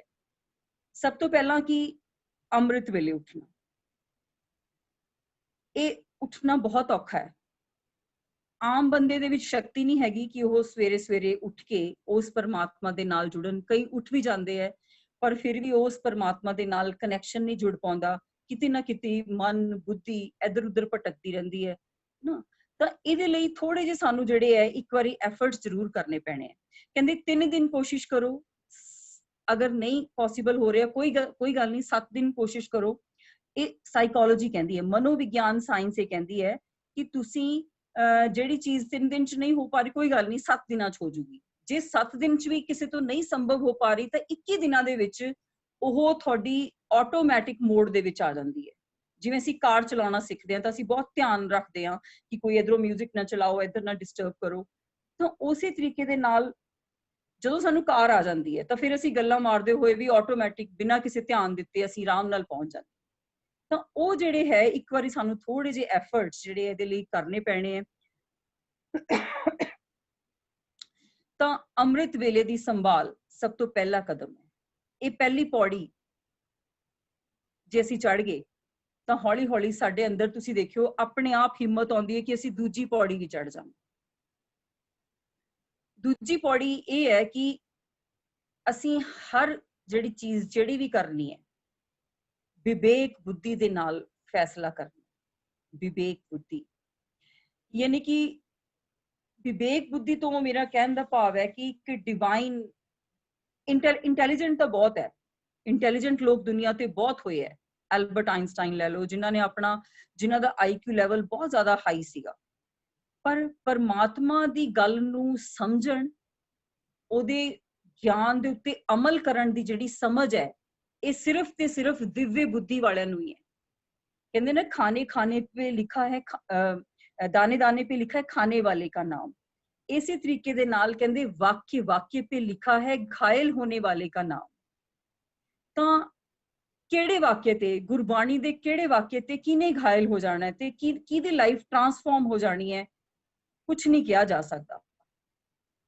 ਤਾਂ ਇਹ ਸਿਰਫ ਜਿਹੜੀ ਵਿਵੇਕ ਬੁੱਧੀ ਹੈ ਜਿਹੜੀ ਇਹਨੂੰ ਸ਼ਾਰਪਨ ਕਰਨ ਦੀ ਲੋੜ ਹੈ। ਜਿਵੇਂ ਜਿਵੇਂ ਅਸੀਂ ਉਸ ਅੰਮ੍ਰਿਤ ਵੇਲੇ ਉੱਠ ਕੇ ਉਸ ਪਰਮਾਤਮਾ ਦੇ ਨਾਲ ਕਨੈਕਟ ਹੋਵਾਂਗੇ। ਮੈਂ ਆਪਣੀ ਗੱਲ ਦੱਸਦੀ ਹਾਂ ਕਿ ਜਿੰਨੀ ਵਾਰੀ ਵੀ ਮੈਂ ਨਿਤਨੇਮ ਕਰਦੀ ਹਾਂ ਸਵੇਰੇ, ਹਰ ਵਾਰ ਨਵੀਆਂ ਚੀਜ਼ਾਂ ਨਿਕਲ ਕੇ ਸਾਹਮਣੇ ਆਉਂਦੀਆਂ ਤੇ ਮੈਂ ਹੈਰਾਨ ਮੰਨ ਜਾਂਦੀ ਹਾਂ ਵੀ ਇੰਨਾ ਅਥਾਹ ਸਾਗਰ ਹੈ ਗੁਰਬਾਣੀ ਤੇ ਉਹਦੇ ਵਿੱਚ ਇੰਨਾ ਰਸ ਆਉਣਾ ਸ਼ੁਰੂ ਹੋ ਜਾਂਦਾ ਤੁਹਾਨੂੰ ਤੇ ਸਾਨੂੰ ਬਿਲਕੁਲ ਪਤਾ ਹੀ ਨਹੀਂ ਲੱਗਦਾ। ਔਰ ਉਸ ਤੋਂ ਬਾਅਦ ਲੱਗਦਾ ਕਿ ਅਸੀਂ ਜਿਹੜਾ ਹੈ ਸ਼ਾਂਤ ਜੀਵਨ ਸਾਡਾ ਬਿਲਕੁਲ ਜਿਵੇਂ ਸ਼ਾਂਤ ਸਮੁੰਦਰ ਵਾਂਗ ਹੋ ਜਾਂਦਾ। ਉਸ ਤੋਂ ਬਾਅਦ ਵੀ 2-3 ਘੰਟੇ ਦਿਲ ਨਹੀਂ ਕਰਦਾ ਵੀ ਕਿਸੇ ਨਾਲ ਗੱਲ ਕਰੀਏ। ਇੱਕ ਸ਼ਾਂਤ ਮਾਹੌਲ, ਸਾਡਾ ਮਨ ਬੁੱਧੀ ਸ਼ਾਂਤ ਹੋ ਜਾਂਦੀ ਹੈ। ਤਾਂ ਬੁੱਧੀ ਦੀ ਆਪਾਂ ਗੱਲ ਕਰਦੇ ਹਾਂ ਤੇ ਨਾਲੀ ਰਾਮ ਦੀ ਆਪਾਂ ਸਟੋਰੀਜ਼ ਪੜ੍ਹਦੇ ਹੁੰਦੇ ਸੀ ਬਚਪਨ ਦੇ ਵਿੱਚ, ਹਨਾ। ਕਹਿੰਦੇ ਉਹ ਇੰਨਾ ਬੁੱਧੀਮਾਨ ਸੀਗਾ ਵੀ ਉਸ ਤੋਂ ਉਹਦੇ ਵਿਰੋਧ ਦੇ ਵਿੱਚ ਲੋਕ ਹਮੇਸ਼ਾ ਖੜੇ ਹੋ ਜਾਂਦੇ ਸੀ ਕਿ ਉਹ ਕਹਿੰਦੇ ਜਿੰਨੇ ਮਰਜ਼ੀ ਛੜਯੰਤਰ ਕਰਦੇ ਪਰ ਤੇਨਾਲੀ ਰਾਮ ਹਰ ਵਾਰੀ ਆਪਣੀ ਕੁਸ਼ਾਗਰ ਬੁੱਧੀ ਦੇ ਨਾਲ ਉਹਨਾਂ ਨੂੰ ਹਰਾ ਦਿੰਦਾ ਸੀ। ਤਾਂ ਤੁਸੀਂ ਦੇਖੋ ਜਦੋਂ ਵੀ ਤੁਸੀਂ ਕੁਝ ਅੱਛਾ ਕੰਮ ਕਰੋਗੇ ਤਾਂ ਵਿਰੋਧੀ ਹੈ ਜਿਹੜੇ ਉਹ ਜ਼ਰੂਰ ਖੜੇ ਹੋਣਗੇ ਤੇ ਇਹਦੇ ਨਾਲ ਸਾਨੂੰ ਜਿਹੜੀ ਹੈ ਸਾਡੀ ਜਿਹੜੀ ਦ੍ਰਿੜਤਾ ਦੀ ਸ਼ਕਤੀ ਹੈ ਉਹ ਵੱਧਦੀ ਤੁਰੀ ਜਾਂਦੀ ਹੈ। ਅਸੀਂ ਉਹਨੂੰ ਚੈਲੰਜਸ ਨੂੰ ਐਕਸੈਪਟ ਕਰਦੇ ਜਾਈਏ ਤਾਂ ਤੁਸੀਂ ਦੇਖਿਓ ਜ਼ਿੰਦਗੀ ਕਿੰਨੀ ਖੁਸ਼ਗਵਾਰ ਹੋ ਜਾਂਦੀ ਹੈ।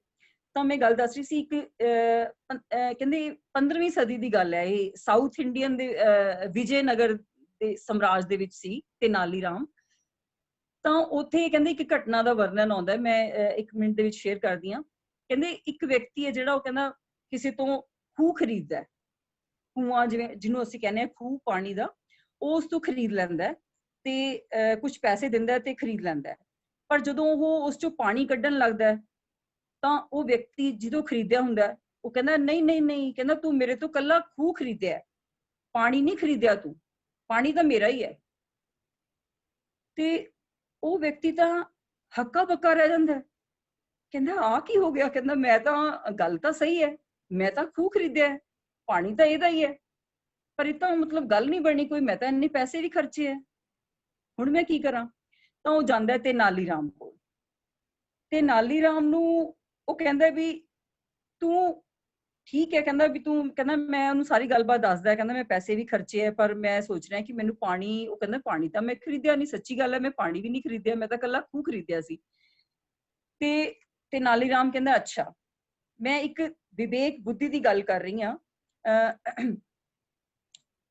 ਇਹਦੇ ਵਿੱਚ ਕਹਿੰਦਾ ਓਕੇ, ਕਹਿੰਦਾ ਆਪਾਂ ਚੱਲਦੇ ਹਾਂ। ਤੇਨਾਲੀ ਰਾਮ ਕਹਿੰਦਾ ਆਪਾਂ ਖੂਹ ਕੋਲੇ ਚੱਲਦੇ ਹਾਂ। ਉੱਥੇ ਜਾ ਕੇ ਉਹ ਦੇਖਦਾ, ਸਾਰੀ ਸਥਿਤੀ ਦੇਖਦਾ, ਖੂਹ ਵੱਲ ਦੇਖਦਾ, ਕਹਿੰਦਾ ਠੀਕ ਹੈ। ਉਹਨੂੰ ਵਿਅਕਤੀ ਨੂੰ ਪੁੱਛਦਾ ਜਿਹਦਾ ਖੂਹ ਹੁੰਦਾ, ਕਹਿੰਦਾ ਤੂੰ ਇਹਨੂੰ ਖੂਹ ਤਾਂ ਵੇਚ ਦਿੱਤਾ ਨਾ? ਉਹ ਕਹਿੰਦਾ ਹਾਂ ਹਾਂ, ਮੈਂ ਇਹਨੂੰ ਕੱਲਾ ਖੂਹ ਵੇਚਿਆ, ਪਾਣੀ ਨਹੀਂ ਵੇਚਿਆ ਇਹਨੂੰ, ਮੈਂ ਪਾਣੀ ਮੇਰਾ ਹੀ ਹੈ। ਉਹ ਕਹਿੰਦੇ ਮੰਨ ਲਿਆ, ਠੀਕ ਹੈ ਪਾਣੀ ਤੇਰਾ ਹੀ ਹੈ ਪਰ ਖੂਹ ਤਾਂ ਇਹਦਾ ਹੀ ਹੈ ਨਾ? ਹਾਂ। ਉਹ ਕਹਿੰਦਾ ਖੂਹ ਤਾਂ ਇਹਦਾ ਹੀ ਹੈ। ਉਹ ਕਹਿੰਦਾ ਅੱਛਾ, ਹੁਣ ਤੂੰ ਇੱਕ ਗੱਲ ਸੁਣ ਧਿਆਨ ਨਾਲ ਕਿ ਜੇ ਤੂੰ ਇਹਦੇ ਖੂਹ ਦੇ ਵਿੱਚ ਪਾਣੀ ਰੱਖਣਾ ਹੈ ਨਾ ਤਾਂ ਤੈਨੂੰ ਕਿਰਾਇਆ ਭਰਨਾ ਪੈਣਾ ਇਹਦਾ ਹਰ ਮਹੀਨੇ, ਨਹੀਂ ਤਾਂ ਤੂੰ ਆਪਦਾ ਪਾਣੀ ਕੱਢ ਲੈ ਬਾਹਰ। ਤਾਂ ਇਹ ਇੱਕ ਤੀਖਣ ਬੁੱਧੀ ਦੀ ਗੱਲ ਹੈ ਕਿ ਉਹ ਵੀ ਜੇ ਤੂੰ ਹਰ ਮਹੀਨੇ ਜਾਂ ਤਾਂ ਤੈਨੂੰ ਕਿਰਾਇਆ ਚੁਕਾਉਣਾ ਪਊਗਾ ਜਾਂ ਤੂੰ ਆਪਦਾ ਪਾਣੀ ਬਾਹਰ ਕੱਢ ਕੇ ਰੱਖ ਲੈ। ਤਾਂ ਫਿਰ ਯਾਨੀ ਕਿ ਬਹੁਤ ਬੁੱਧੀਮਾਨ ਤੋਂ ਬੁੱਧੀਮਾਨ ਲੋਕ ਪਏ ਹੈ ਦੁਨੀਆ ਤੇ, ਸਿਰਾ ਹੀ ਹੈ। ਪਰ ਇਹ ਜਿਹੜੀ ਗੱਲ ਕਰ ਰਹੀ ਹੈ ਇਹ ਇੱਕ ਵਰਲਡਲੀ ਇੰਟੈਲੈਕਟ ਦੀ ਗੱਲ ਕਰ ਰਹੀ ਹਾਂ ਮੈਂ, ਸੰਸਾਰਿਕ ਬੁੱਧੀ ਦੀ। ਆਪਾਂ ਜਿਹੜੇ ਸਾਰੇ ਲੋਕ ਜੁੜ ਬੈਠੇ ਆ ਇੱਥੇ, ਉਸ ਪਰਮਾਤਮਾ ਤੋਂ ਗਿਆਨ ਅਸੀਂ ਲੈਨੇ ਆ, ਸਵੇਰੇ ਸਵੇਰੇ ਜੁੜਦੇ ਆ, ਉਹ ਸਹਿਜ ਪਾਠ ਵੀ ਕਰਦੇ ਹੋਵਾਂਗੇ ਬਹੁਤ ਸਾਰੇ ਅਸੀਂ, ਤੇ ਉਹਦੇ ਵਿੱਚ ਕਹਿੰਦੇ ਹੁਣ ਇਹ ਸਾਰੀ ਬੁੱਧੀ ਜਿਹੜੀ ਹੈ, ਇਸ ਬੁੱਧੀ ਤੋਂ ਵੀ ਉੱਪਰਲੀ ਬੁੱਧੀ ਹੈ ਜਿਹਨੂੰ ਅਸੀਂ ਕਹਿੰਦੇ ਆ ਡਿਵਾਈਨ, ਦਿਵਯ ਬੁੱਧੀ, ਡਿਵਾਈਨ ਇੰਟੈਲੈਕਟ, ਹੈ ਨਾ। ਕਹਿੰਦੇ ਉਹ ਬੁੱਧੀ ਸਾਨੂੰ ਪਰਮਾਤਮਾ ਨੇ ਹਰ ਇੱਕ ਵਿਅਕਤੀ ਨੂੰ ਉਹਦੇ ਨਾਲ ਨਵਾਜ਼ਿਆ ਹੈ, ਪਰ ਸਾਨੂੰ ਇਸ ਗੱਲ ਦਾ ਗਿਆਨ ਹੀ ਹੈ ਨਹੀਂ। ਸਾਨੂੰ ਲੱਗਦਾ ਕਿ ਨਹੀਂ ਇੰਟੈਲੀਜੈਂਟ ਉਹ ਤਾਂ ਉਹੀ ਹੋ ਸਕਦੇ ਆ, ਫਸਟ ਤਾਂ ਉਹੀ ਆ ਸਕਦੀ ਕਲਾਸ, ਮੈਂ ਤਾਂ ਨਹੀਂ ਆ ਸਕਦੀ, ਮੇਰੇ 'ਚ ਤਾਂ ਇੰਨਾ ਟੈਲੈਂਟ ਨਹੀਂ ਹੈ, ਉਹਦੀ ਰਾਈਟਿੰਗ ਤਾਂ ਬਹੁਤ ਸੋਹਣੀ। ਅਸੀਂ ਦੂਸਰਿਆਂ ਨੂੰ ਦੇਖ ਦੇਖ ਕੇ ਉਹ ਕਰਦੇ ਹਾਂ, ਪਰ ਸਾਡੇ ਅੰਦਰ ਵੀ ਇੰਨੀਆਂ ਪਾਵਰਸ ਦਿੱਤੀਆਂ ਹੋਈਆਂ ਪਰਮਾਤਮਾ ਨੇ, ਅਸੀਂ ਉਹਨੂੰ ਕਦੇ ਵੀ ਐਨਾਲਾਈਜ਼ ਨਹੀਂ ਕਰਦੇ। ਕਹਿੰਦੇ ਜਿਹੜਾ ਮਨ ਹੈ, ਮਨ 3 ਕੰਮ ਕਰਦਾ ਹੈ, ਬਹੁਤ ਧਿਆਨ ਨਾਲ ਸੁਣਿਓ। ਸੋਚਦਾ ਹੈ, ਉਹ ਫੀਲ ਕਰਦਾ ਹੈ, ਥਿੰਕਿੰਗ, ਫੀਲਿੰਗ ਤੇ ਵਾਂਟਿੰਗ। ਸੋਚਦਾ ਹੈ, ਭਾਵਨਾਵਾਂ ਹੈ ਤੇ ਇੱਛਾ ਕਰਦਾ ਹੈ। ਯਾਨੀ ਇਹ ਸਾਈਕੋਲੋਜੀ ਇਹ ਕਹਿੰਦੀ ਹੈ ਕਿ ਮਨ ਦੇ 3 ਕੰਮ ਹੈ। ਤੇ ਜਿਹੜੇ ਬੁੱਧੀ ਹੈ, ਮਨ ਤੇ ਬੁੱਧੀ 2 ਅਲੱਗ ਐਸਪੈਕਟ ਹੈ। ਬੁੱਧੀ ਦੇ 7 ਕੰਮ ਹੈ। ਬੁੱਧੀ ਕੀ ਕਰਦੀ ਹੈ? ਜੱਜ ਕਰਦੀ ਹੈ। ਜਿਵੇਂ ਜੱਜ ਫੈਸਲਾ ਦਿੰਦਾ ਹੈ ਕਿ this is wrong, this is right, ਠੀਕ ਹੈ। ਤਾਂ ਜੇ ਸਾਡੀ ਬੁੱਧੀ ਵਿਕਾਰੀ ਹੈ, ਸਾਡੇ ਅੰਦਰ ਵਿਕਾਰ ਚੱਲਦੇ ਹੈ ਕਿਸੇ ਵੀ ਤਰ੍ਹਾਂ ਦੇ, ਕਾਮ, ਕ੍ਰੋਧ, ਲੋਭ, ਮੋਹ, ਹੰਕਾਰ, ਤਾਂ ਸਾਡੀ ਬੁੱਧੀ ਦੇ ਵਿੱਚ ਵਿਕਾਰ ਹੋਣਗੇ ਤੇ ਉਹ ਵਿਕਾਰਾਂ ਵਾਲੀ ਬੁੱਧੀ ਦੇ ਨਾਲ ਅਸੀਂ ਜਿਹੜੇ ਫੈਸਲੇ ਹੈ ਜ਼ਿੰਦਗੀ ਦੇ, ਉਹ ਵੱਡੇ ਫੈਸਲੇ ਜਿਹੜੇ ਉਹ ਸਾਡੇ ਹਮੇਸ਼ਾ ਗਲਤ ਹੋਣ। ਇਸੇ ਲਈ ਪਰਮਾਤਮਾ ਨੇ ਕਿਹਾ ਹੈ ਕਿ ਜਿਹੜੀ ਤੁਸੀਂ ਰਹਿਤ ਮਰਿਆਦਾ, ਜੇ ਤੁਸੀਂ ਉਹਦੇ ਵਿੱਚ ਚੱਲਦੇ ਹੋ ਤਾਂ ਤੁਹਾਡੀ ਜ਼ਿੰਦਗੀ ਦੇ ਫੈਸਲੇ ਵੀ ਚਾਰਜ ਐਕਵਾਇਰ ਕਰ ਲੈਂਦਾ, ਉਹ ਪਰਮਾਤਮਾ ਐਕਵਾਇਰ ਕਰ ਲੈਂਦਾ ਕਿ ਤੁਹਾਡੇ ਥਰੂ ਫੈਸਲੇ ਵੀ ਉਹ ਕਰਵਾ ਦਿੰਦਾ। ਕਹਿੰਦੇ ਜਿਹੜੀਆਂ ਚੀਜ਼ਾਂ ਕਈ ਵਾਰੀ ਅਸੀਂ ਸੋਚਦੇ ਸੋਚਦੇ ਸੌਂ ਜਾਈਏ ਰਾਤ ਨੂੰ, ਤਾਂ ਸਵੇਰੇ ਉੱਠ ਕੇ ਅੰਮ੍ਰਿਤ ਵੇਲੇ ਤਾਂ ਇਹੋ ਜਿਹੀ ਟੱਚਿੰਗ ਹੁੰਦੀ ਹੈ ਉਸ ਪਰਮਾਤਮਾ ਦੀ ਕਿ ਜਿਹੜੀਆਂ ਇੰਨੇ ਦਿਨਾਂ ਤੋਂ ਸਾਨੂੰ ਕੋਈ ਸੋਲੂਸ਼ਨ ਨਹੀਂ ਸੀ ਮਿਲ ਰਿਹਾ, ਉਹ ਸਵੇਰੇ ਸਵੇਰੇ ਇੱਕਦਮ ਸਾਨੂੰ ਸਟ੍ਰਾਈਕ ਕਰ ਜਾਂਦਾ। ਤੁਸੀਂ ਦੇਖੋ ਬਹੁਤ ਸਾਰੀਆਂ ਜਿਹੜੀਆਂ ਖੋਜਾਂ ਹੈ, ਮੇਰੀ ਕਿਊਰੀ ਤੇ ਪੀਰੀ ਕਿਊਰੀ, ਉਹ ਇੱਕ ਇਹੋ ਜਿਹੀ ਫੈਮਿਲੀ ਹੈ, ਹਸਬੈਂਡ ਵਾਈਫ, ਪੀਰੀ ਕਿਊਰੀ ਤੇ ਮੇਰੀ ਕਿਊਰੀ, ਇਹਨਾਂ ਨੇ ਰੇਡੀਓ ਐਕਟੀਵਿਟੀ ਦੀ ਖੋਜ ਕੀਤੀ ਸੀ। ਔਰ ਬਹੁਤ ਸਾਲ ਰਿਸਰਚ ਕਰਨ ਤੋਂ ਬਾਅਦ ਇੱਕ ਦਿਨ ਸਵੇਰੇ ਸਵੇਰੇ ਇਹਨਾਂ ਨੂੰ ਜਿਹੜੇ ਅੰਮ੍ਰਿਤ ਵੇਲੇ ਇਹ ਖਿਆਲ ਆਏ ਵੀ ਆਹ ਜਿਹੜੀ ਰਿਸਰਚ ਹੈ ਇਹਦੇ ਵਿੱਚ ਆਹ ਡਰਾਬੈਕ ਰਹਿ ਗਈ ਹੈ, ਇਸ ਤਰੀਕੇ ਦੇ ਨਾਲ ਪੂਰੀ ਹੋਣੀ ਹੈ। ਤਾਂ ਉਹ ਜਿਵੇਂ ਅੰਮ੍ਰਿਤ ਵੇਲੇ ਇੱਕਦਮ ਉਹਨੂੰ ਜਾਗ ਆਈ ਹੈ, ਫਟਾਫਟ ਉਹਨੇ ਲਿਖਿਆ ਹੈ, ਤਾਂ ਫਿਰ ਪਤਾ ਨਹੀਂ ਉਸ ਤੋਂ ਬਾਅਦ ਉਹਨੂੰ ਉਸੇ ਅਵਸਥਾ ਦੇ ਵਿੱਚ ਉਹ ਸੌਂ ਗਈ। ਤੇ ਜਦੋਂ ਉਹਨੇ ਦੇਖਿਆ ਵੀ ਮੇਰੀ ਹੈਂਡ ਰਾਈਟਿੰਗ ਹੈ ਇਹ ਤਾਂ ਮਤਲਬ ਮੈਂ ਇਹਦਾ ਸੋਲੂਸ਼ਨ ਕਿੰਨੇ ਦਿਨਾਂ ਤੋਂ ਸੋਚ ਰਹੀ ਸੀ, ਪਰ ਇਹਦਾ ਮੈਨੂੰ ਅੱਜ ਮਿਲਿਆ ਔਰ ਹੈਂਡ ਰਾਈਟਿੰਗ ਵੀ ਮੇਰੀ ਹੈ। ਤਾਂ ਉਹ ਹੈਰਾਨ ਹੋ ਗਏ ਕਿ ਉਹ ਇੱਕ ਫੈਮਿਲੀ ਇਹੋ ਜਿਹੀ ਹੈ ਜਿਹਦੀ ਉਹਦੀ ਬੇਟੀ ਨੂੰ ਵੀ, ਉਹਦੇ ਹਸਬੈਂਡ ਨੂੰ ਵੀ, ਪੂਰੀ ਫੈਮਿਲੀ ਨੂੰ ਨੋਬਲ ਪ੍ਰਾਈਜ਼ ਮਿਲਿਆ ਹੋਇਆ ਹੈ। ਤੇ ਫਿਜ਼ਿਕਸ ਔਰ ਕੈਮਿਸਟਰੀ ਦੋ ਵਿਸ਼ਿਆਂ ਦੇ ਵਿੱਚ ਉਹਨਾਂ ਨੇ ਇਹ ਜਿਹੜੇ ਹੈ ਨੋਬਲ ਪ੍ਰਾਈਜ਼ ਲਏ ਹੈ। ਤੇ ਬਹੁਤ ਵੱਡੀ ਗੱਲ ਹੈ। ਤਾਂ ਅੰਮ੍ਰਿਤ ਵੇਲੇ ਦੇ ਫਾਇਦੇ ਇੰਨੇ ਹੈ ਕਿ ਅਗਰ ਇਸ ਲੈਕਚਰ ਕਰਨ ਲੱਗ ਜਾਈਏ ਤਾਂ ਘੱਟੋ ਘੱਟ 3 ਦਿਨ ਚਾਹੀਦੇ ਹੈ। ਅੰਮ੍ਰਿਤ ਵੇਲੇ ਦੇ ਇੰਨੀ ਇੱਕ ਬਲੈਸਿੰਗ ਸਾਨੂੰ ਜਿਹੜੀ ਪਰਮਾਤਮਾ ਵੱਲੋਂ ਉਹਦੀ ਨਿੱਕੀ ਗੋਦ ਦੇ ਵਿੱਚ ਜਿਹੜਾ ਆਨੰਦ ਮਾਣਨ ਨੂੰ ਮਿਲਦਾ ਹੈ, ਉਹਦੇ ਨਾਲ ਸਾਡਾ ਸਾਰਾ ਦਿਨ ਇੰਨਾ ਵਧੀਆ ਨਿਕਲਦਾ ਹੈ ਕਿ ਅਸੀਂ ਜਿਵੇਂ ਉੱਡਦੇ ਹੁੰਨੇ ਆ। ਜਦੋਂ ਤੁਸੀਂ ਦੇਖੋ ਕਿ ਇੱਕ ਬੱਚੇ ਨੇ ਸੜਕ ਪਾਰ ਕਰਨੀ ਹੋਵੇ ਤਾਂ ਸੜਕ ਪਾਰ ਕਰਨ ਵੇਲੇ ਉਹ ਸੋਚਦਾ ਹੈ ਕਿ ਇਧਰੋਂ ਵਹੀਕਲ ਆ ਰਿਹਾ, ਇੱਧਰ ਵਹੀਕਲ ਆ ਰਿਹਾ, ਪਰ ਜਦੋਂ ਉਹਦੇ ਮੰਮੀ ਪਾਪਾ ਦੋਨੋਂ ਉਂਗਲੀ ਫੜ ਲੈਂਦੇ, ਇੱਕ ਇਧਰੋਂ ਫੜ ਲੈਂਦੇ, ਇੱਕ ਉਧਰੋਂ ਫੜ ਲੈਂਦਾ, ਤਾਂ ਉਹ ਬੱਚਾ ਕਿੰਨੀ ਇੰਜੋਇਮੈਂਟ ਨਾਲ ਉਹ ਸੜਕ ਪਾਰ ਕਰਦਾ ਕਿ ਮੈਨੂੰ ਤਾਂ ਕੋਈ ਫਿਕਰ ਹੀ ਨਹੀਂ ਹੈ ਹੁਣ, ਠੀਕ ਹੈ। ਤਾਂ ਉਹ ਕਈ ਵਾਰੀ ਝੂਟੇ ਵੀ ਝੂਲਣ ਲੱਗ ਜਾਂਦਾ ਔਰ ਕਈ ਵਾਰੀ ਕਹਿੰਦਾ ਕਿ ਫੇਰ ਦੁਬਾਰਾ ਕਰੋ, ਦੁਬਾਰਾ ਫਿਰ ਕ੍ਰਾਸ ਕਰੋ, ਯਾਨੀ ਉਹ ਇੰਨਾ ਇੰਜੋਏ ਕਰਦਾ ਲਾਈਫ ਨੂੰ। ਤਾਂ ਉਸੇ ਤਰੀਕੇ ਦੇ ਨਾਲ ਜਦੋਂ ਅਸੀਂ ਪਰਮਾਤਮਾ ਦੇ ਹੱਥ ਡੋਰ ਫੜਾਤੀ ਆਪਣੀ, ਤਾਂ ਸਾਡੀ ਵੀ ਜਿਹੜੀ ਜ਼ਿੰਦਗੀ ਹੈ ਇਸੇ ਤਰੀਕੇ ਦੇ ਨਾਲ ਅਸੀਂ ਜ਼ਿੰਦਗੀ ਦੇ ਵਿੱਚ ਝੂਲੇ ਹੀ ਝੂਲਾਂਗੇ। ਸਾਨੂੰ ਕੋਈ ਵੀ ਪਰਿਸਥਿਤੀ ਸਾਨੂੰ ਡੋਲਣ ਨਹੀਂ ਦਊਗੀ। ਤੇ ਕੁਛ ਮਰਜ਼ੀ ਡਿਫਿਕਲਟ ਤੋਂ ਡਿਫਿਕਲਟ ਸਿਚੁਏਸ਼ਨ ਸਾਡੇ ਅੱਗੇ ਆ ਜਾਣ, ਕਹਿੰਦੇ ਜਿਹੜੀ ਸਥਿਤੀ ਹੈ ਸਾਡੀ ਮਨ ਦੀ ਸਥਿਤੀ ਸਟਰੋਂਗ ਹੋਊਗੀ ਤਾਂ ਜਿਹੜੀ ਬਾਹਰਲੀ ਪਰਿਸਥਿਤੀ ਹੈ ਯਾਨੀ ਪਰਸਥਿਤੀ ਯਾਨੀ ਬਾਹਰਲੀ ਸਥਿਤੀ ਸਾਨੂੰ ਇਫੈਕਟ ਨਹੀਂ ਕਰੂਗੀ। ਜਿੰਨੀ ਦੇਰ ਤੱਕ ਅਸੀਂ ਇਹ ਸੋਚਾਂਗੇ ਕਿ ਇਹਨੇ ਮੈਨੂੰ ਗੁੱਸਾ ਦਿਵਾਤਾ, ਮੈਂ ਤਾਂ ਬੜੀ ਸ਼ਾਂਤ ਬੈਠੀ ਸੀ, ਇਹਨੇ ਇਹੋ ਜਿਹਾ ਕੀਤਾ, ਦੇਖੋ ਗੁੱਸਾ ਤਾਂ ਆਉਣਾ ਸੰਭਵ ਹੀ ਹੈ, ਠੀਕ ਹੈ, ਇਹਨੇ ਐਂ ਕਰਤਾ ਤਾਂ ਮੈਂ ਉਦਾਸ ਹਾਂ, ਉਹਨੇ ਮੈਨੂੰ ਧੋਖਾ ਦਿੱਤਾ, ਉਹਨੇ ਤਾਂ ਮੈਨੂੰ ਕਰੋੜਾਂ ਦਾ ਧੋਖਾ ਦੇ ਗਿਆ ਤੇ ਉਹ ਤਾਂ ਹੁਣ ਮੇਰੇ ਬਿਜ਼ਨਸ ਦੇ ਵਿੱਚ ਮੈਨੂੰ ਫੇਲ ਕਰ ਗਿਆ, ਠੀਕ ਹੈ, ਉਹ ਤਾਂ ਇੱਕ ਵਾਰੀ ਕਰ ਗਿਆ ਤੇ ਅਸੀਂ 30 ਸਾਲ ਉਹਨੂੰ ਪਕੜ ਕੇ ਬੈਠੇ ਹੋਏ ਆ ਕਿ ਉਹ ਮੈਨੂੰ ਦੁਖੀ ਕਰ ਗਿਆ। ਉਹਨੇ ਤਾਂ ਇੱਕ ਵਾਰੀ ਕੀਤਾ, ਉਹ ਤਾਂ ਆਪਦਾ ਚਲੋ ਪਰਵਸ਼ ਸੀਗਾ, ਆਪਦੇ ਸੰਸਕਾਰਾਂ ਦੇ ਵਸ਼ ਸੀਗਾ, ਠੀਕ ਹੈ, ਤਾਂ ਉਹ ਤਾਂ ਇੱਕ ਵਾਰੀ ਕਰਕੇ ਆਪਣਾ ਇੰਜੋਏ ਕਰ ਰਿਹਾ। ਉਹ ਸਾਡਾ ਜ਼ਿਆਦਾ ਦੁਸ਼ਮਣ ਹੋਇਆ ਕਿ ਅਸੀਂ ਆਪਣੇ ਜ਼ਿਆਦਾ ਦੁਸ਼ਮਣ ਹੋਏ ਕਿ ਅਸੀਂ ਉਸ ਗੱਲ ਨੂੰ 30 ਸਾਲ ਪਕੜ ਕੇ ਬੈਠੇ। ਕੋਈ ਗੱਲ ਨਹੀਂ, ਪਰਿਸਥਿਤੀ ਆਈ, ਚਲੀ ਜਾਓ। 2 ਫੰਡਾਮੈਂਟਲਸ ਮੈਂ ਆਪਣੀ ਲਾਈਫ ਦੇ ਵਿੱਚ ਅਪਲਾਈ ਕੀਤੇ, ਫੋਰਗੇਟ, ਫੋਰਗਿਵ। ਕਿਸੇ ਨੇ ਕੁਝ ਕਰਤਾ, ਭੁੱਲ ਜਾਓ, ਫੋਰਗਿਵ। ਅਸੀਂ ਕਿਸੇ ਦੂਸਰੇ ਨੂੰ ਨਹੀਂ ਕਰ ਰਹੇ, ਅਸੀਂ ਆਪਣੇ ਲਈ ਕਰ ਰਹੇ ਹਾਂ ਕਿ ਅਸੀਂ ਕਿੰਨਾ ਲਾਈਟ ਫੀਲ ਕਰਾਂਗੇ ਕਿ ਅਗਲੇ ਦੇ ਸੰਸਕਾਰ ਸੀ, ਉਹ ਕਰ ਗਿਆ, ਕੋਈ ਗੱਲ ਨਹੀਂ, ਸਾਡੇ ਨਾਲ ਬਹੁਤ ਹੀ ਬੁਰਾ ਕਰ ਗਿਆ, ਬੁਰੇ ਤੋਂ ਬੁਰਾ ਜਿੰਨਾ ਹੋ ਸਕਦਾ ਸੀ ਸਾਡਾ ਉਹ ਕਰ ਗਿਆ, ਪਰ ਸਾਡੀ ਜਿਹੜੀ ਮਨ ਦੀ ਸਥਿਤੀ ਹੈ, ਸਾਡਾ ਇੱਕ ਥਾਟ ਹੈ। ਤੁਸੀਂ ਦੇਖੋ ਹਸਬੈਂਡ ਵਾਈਫ ਅਗਰ ਇੱਕ ਪਰਿਵਾਰ ਦੇ ਵਿੱਚ ਕੋਈ ਇਹੋ ਜਿਹੀ ਸਥਿਤੀ ਆਉਂਦੀ ਹੈ, ਦੋਨਾਂ ਲਈ ਸਥਿਤੀ ਸੇਮ ਹੈ, ਮੈਂਬਰ ਹੈ ਪਰਿਵਾਰ ਦੇ, ਪਰ ਹਸਬੈਂਡ ਕਹਿੰਦਾ ਚਲੋ ਕੋਈ ਗੱਲ ਨਹੀਂ, ਗੱਲ ਆਈ ਚਲੀ ਗਈ, ਲੀਵ ਇਟ, ਪਰ ਵਾਈਫ ਕਹਿੰਦੀ ਹੈ ਇਹ ਕਿਵੇਂ ਹੋ ਸਕਦਾ, ਆਏ ਕਿਵੇਂ ਚਲੀ ਗਈ, ਇਹ ਕਿਵੇਂ ਹੋ ਸਕਦਾ ਹੈ, ਨਾ ਨਾ ਨਾ, ਇਹ ਤਾਂ ਬਹੁਤ ਵੱਡੀ ਗੱਲ ਹੈ, ਤੁਹਾਨੂੰ ਕੀ ਪਤਾ ਹੈ, ਇਹ ਤਾਂ ਬਹੁਤ ਵੱਡੀ ਗੱਲ ਬਣ ਸਕਦੀ ਹੈ, ਤਾਂ ਮੁੱਦਾ ਹੀ ਬਹੁਤ ਵੱਡਾ ਹੈਗਾ, ਤੁਸੀਂ ਕਿਵੇਂ ਕਹਤਾ ਮਾੜੀ ਜੀ ਗੱਲ। ਦੇਖੋ ਇਹ 2 ਤਰੀਕੇ ਹੈ ਸਾਡੀ ਜਿਹੜੀ ਅਸੀਂ ਸੋਚ, ਸਾਡੀ ਸੋਚ ਕੀ ਹੈ। ਜੇ ਤਾਂ ਅਸੀਂ ਵਾਈਫ ਵਾਲੀ ਸਾਈਡ ਲੈਨੇ ਆ ਤਾਂ ਉਹਦੇ ਅਕੋਰਡਿੰਗ ਤਾਂ ਅਸੀਂ ਸਾਰੀ ਉਮਰ ਦੁਖੀ ਆ। ਸਾਡੇ ਨਾਲ ਤਾਂ ਬਹੁਤ ਵੱਡਾ ਮੁੱਦਾ ਸੀਗਾ ਜੀ, ਉਹ ਜਿਹੜੀ ਕਿਰਾਈ ਸੀਗੀ ਛੋਟੀ ਜੀ, ਤੇ ਅਸੀਂ ਉਹਨੂੰ ਪਹਾੜ ਬਣਾ ਲਿਆ। ਤਾਂ ਇਹ ਜਿਹੜਾ ਪਹਾੜ ਹੈ ਇਹ ਸਾਡੇ ਹੱਥ ਹੀ ਹੈ।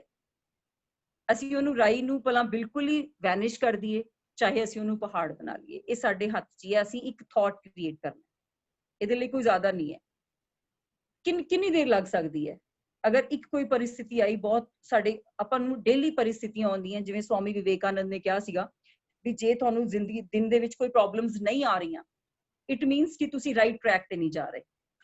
ਤਾਂ ਪ੍ਰੋਬਲਮਸ ਤਾਂ ਲਾਈਫ ਦਾ ਪਾਰਟ ਹੈ, ਉਹ ਤਾਂ ਆਉਣਗੀਆਂ ਹੀ ਆਉਣਗੀਆਂ, ਪਰ ਸਾਡੀ ਜਿਹੜੀ ਇੱਥੇ ਮਨ ਦੀ ਸਥਿਤੀ ਹੈ ਉਹ ਕਿਹੋ ਜਿਹੀ ਹੈ, ਦੈਟ ਮੈਟਰਸ।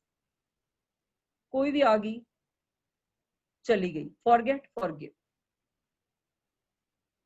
ਪਰ ਅਸੀਂ ਸਾਰੇ ਇੱਥੇ ਬੈਠੇ ਹਾਂ, ਸਾਨੂੰ ਸਾਰਿਆਂ ਨੂੰ ਸੁਣਨ 'ਚ ਅੱਛਾ ਲੱਗ ਰਿਹਾ ਕਿ ਅਸੀਂ ਫੋਰਗੇਟ ਕਰ ਦਈਏ, ਫੋਰਗਿਵ ਕਰ ਰਹੀਏ। ਪਰ ਤੁਸੀਂ ਕੋਈ ਵੀ ਸਥਿਤੀ ਸੋਚ ਕੇ ਦੇਖੋ, ਹੁਣ ਸਾਰੇ ਤੁਸੀਂ ਬੈਠੇ ਹੋ, ਕਿ ਰੀਸੈਂਟਲੀ ਤੁਹਾਨੂੰ ਕੋਈ ਇਹੋ ਜਿਹੀ ਸਥਿਤੀ ਫੇਸ ਤੁਸੀਂ ਕੀਤੀ ਹੈ ਜਿਹਦੇ ਨਾਲ ਕਿ ਤੁਹਾਨੂੰ ਲੱਗਦਾ ਹੈ ਕਿ ਨਹੀਂ ਅਸੀਂ ਨਹੀਂ ਭੁੱਲ ਸਕਦੇ। ਮੈਂ ਸਭ ਨੂੰ ਮਾਫ ਕਰ ਸਕਦੀ ਹਾਂ, ਪਰ ਮੈਂ ਇਹਨੂੰ ਜ਼ਿੰਦਗੀ ਭਰ ਮਾਫ ਨਹੀਂ ਕਰ ਸਕਦੀ, ਮੈਂ ਇਹਨੂੰ ਕਦੇ ਨਹੀਂ ਭੁੱਲੂ। ਹੈ ਕੋਈ ਇਹੋ ਜਿਹੀ ਸਥਿਤੀ?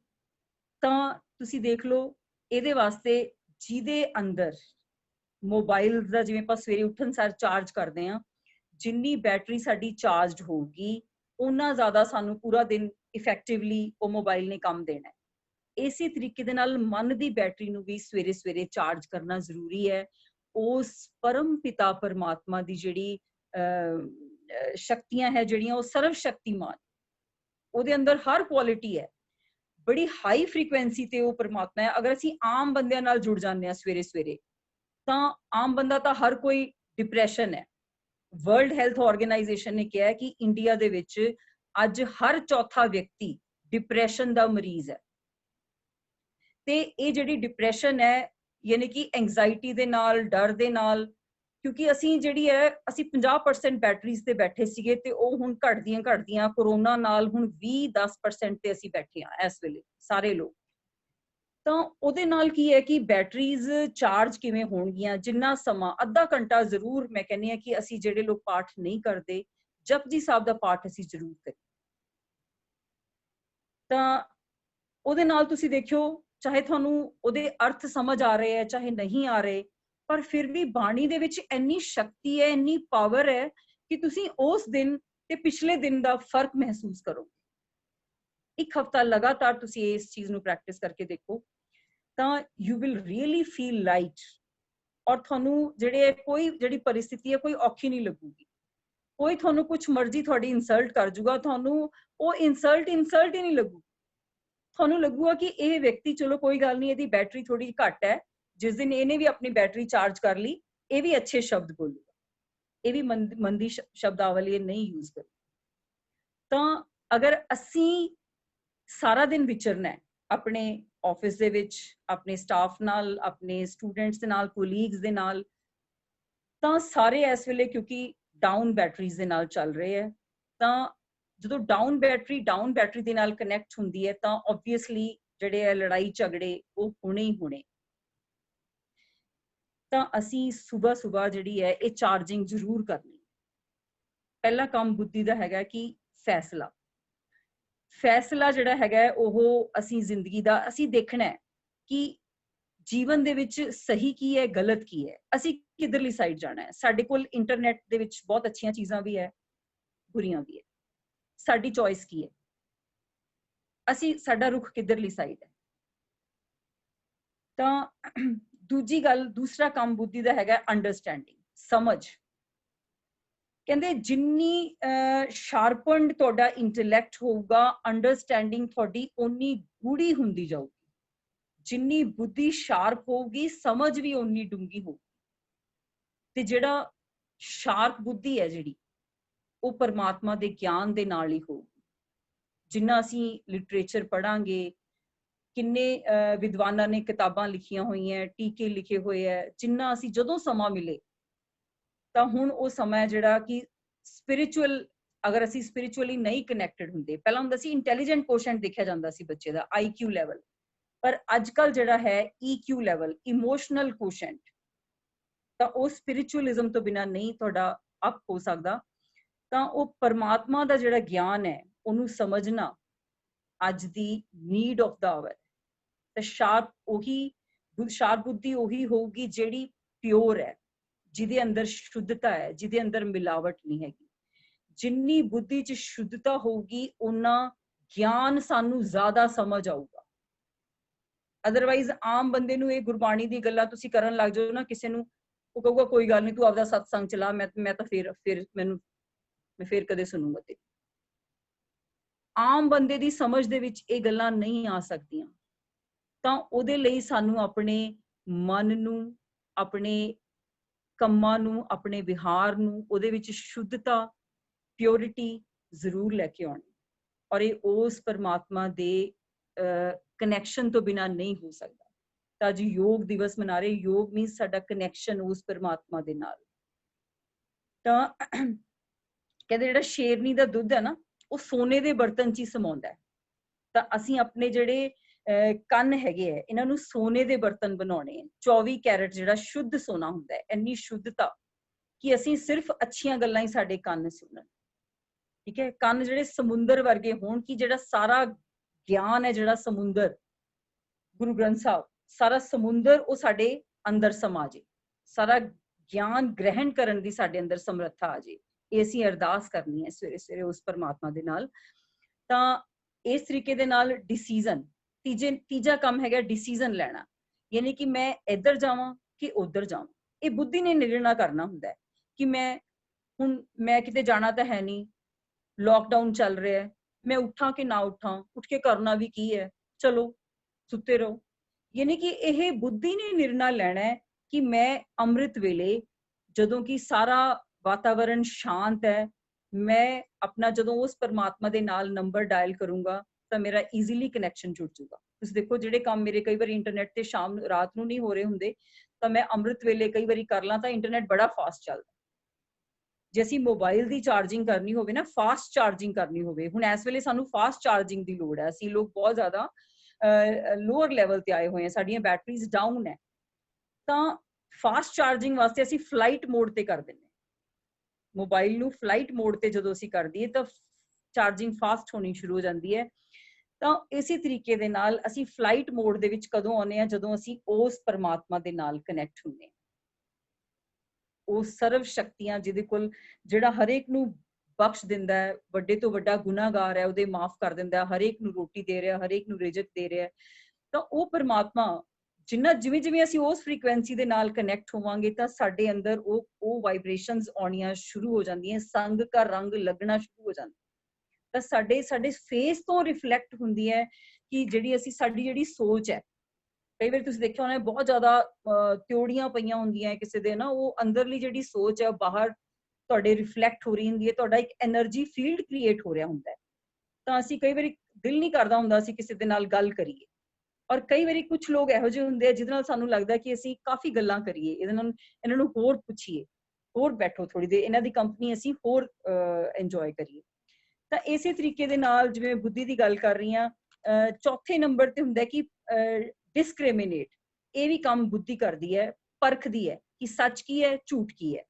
ਕਿ ਮੇਰੀ ਆਦਤ ਹੈ ਕਿ ਮੈਂ ਰਾਤ ਨੂੰ YouTube ਤੇ ਜਦੋਂ ਬੈਠਣ ਲੱਗਦੀ ਹਾਂ ਤਾਂ ਮੈਂ ਉਸ ਡਿਜੀਟਲ ਨਗਰੀ ਦੇ ਵਿੱਚ ਗੁਆਚਦੀ ਜਾਂਦੀ ਹਾਂ।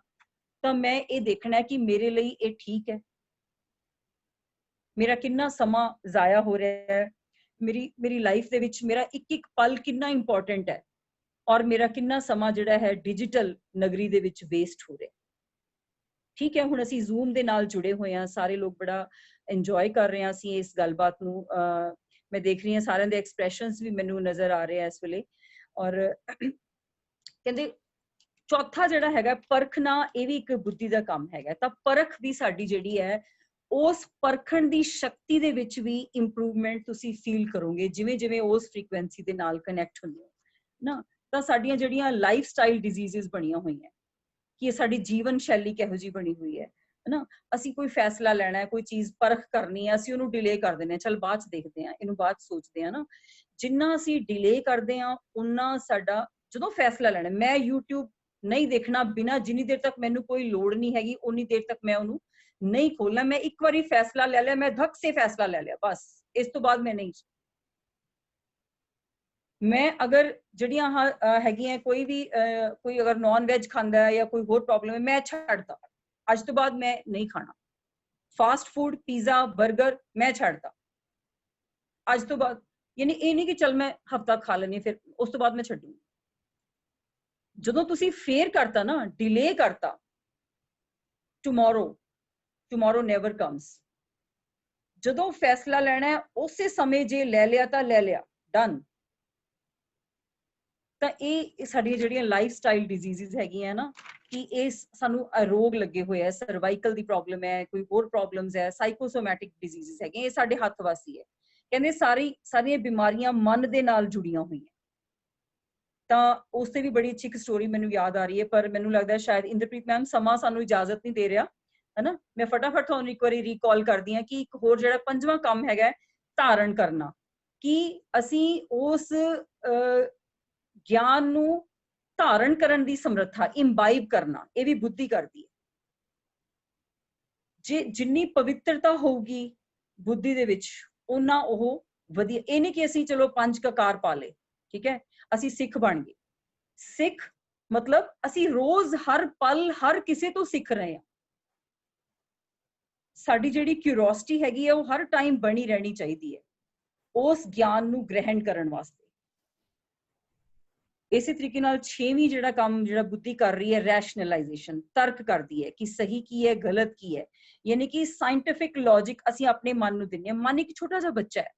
ਅਸੀਂ ਕਈ ਵਾਰੀ ਮਨ ਨੂੰ, ਹੁਣ ਮੈਂ ਤੁਹਾਨੂੰ ਇੱਕ ਐਗਜ਼ਾਮਪਲ ਦਿੰਦੀ ਹਾਂ। ਮੰਨ ਲਓ ਮੇਰੀ ਕੋਈ ਸਰਵੈਂਟ ਆਈ ਔਰ ਸਰਵੈਂਟ ਆ ਕੇ ਤੇ ਉਹ ਸੋਫੇ ਤੇ ਲੇਟ ਗਈ ਹੈ, ਹਾਂਜੀ ਬੀਬੀ ਜੀ ਅੱਜ ਕੌਫੀ ਲਾਓ ਬਣਾ ਕੇ। ਤਾਂ ਮੈਂ ਦੇਖ ਰਹੀ ਹਾਂ, ਮੈਂ ਕਿਹਾ ਵੀ ਸਰਵੈਂਟ ਤੂੰ ਹੈ ਕਿ ਮੈਂ ਆ?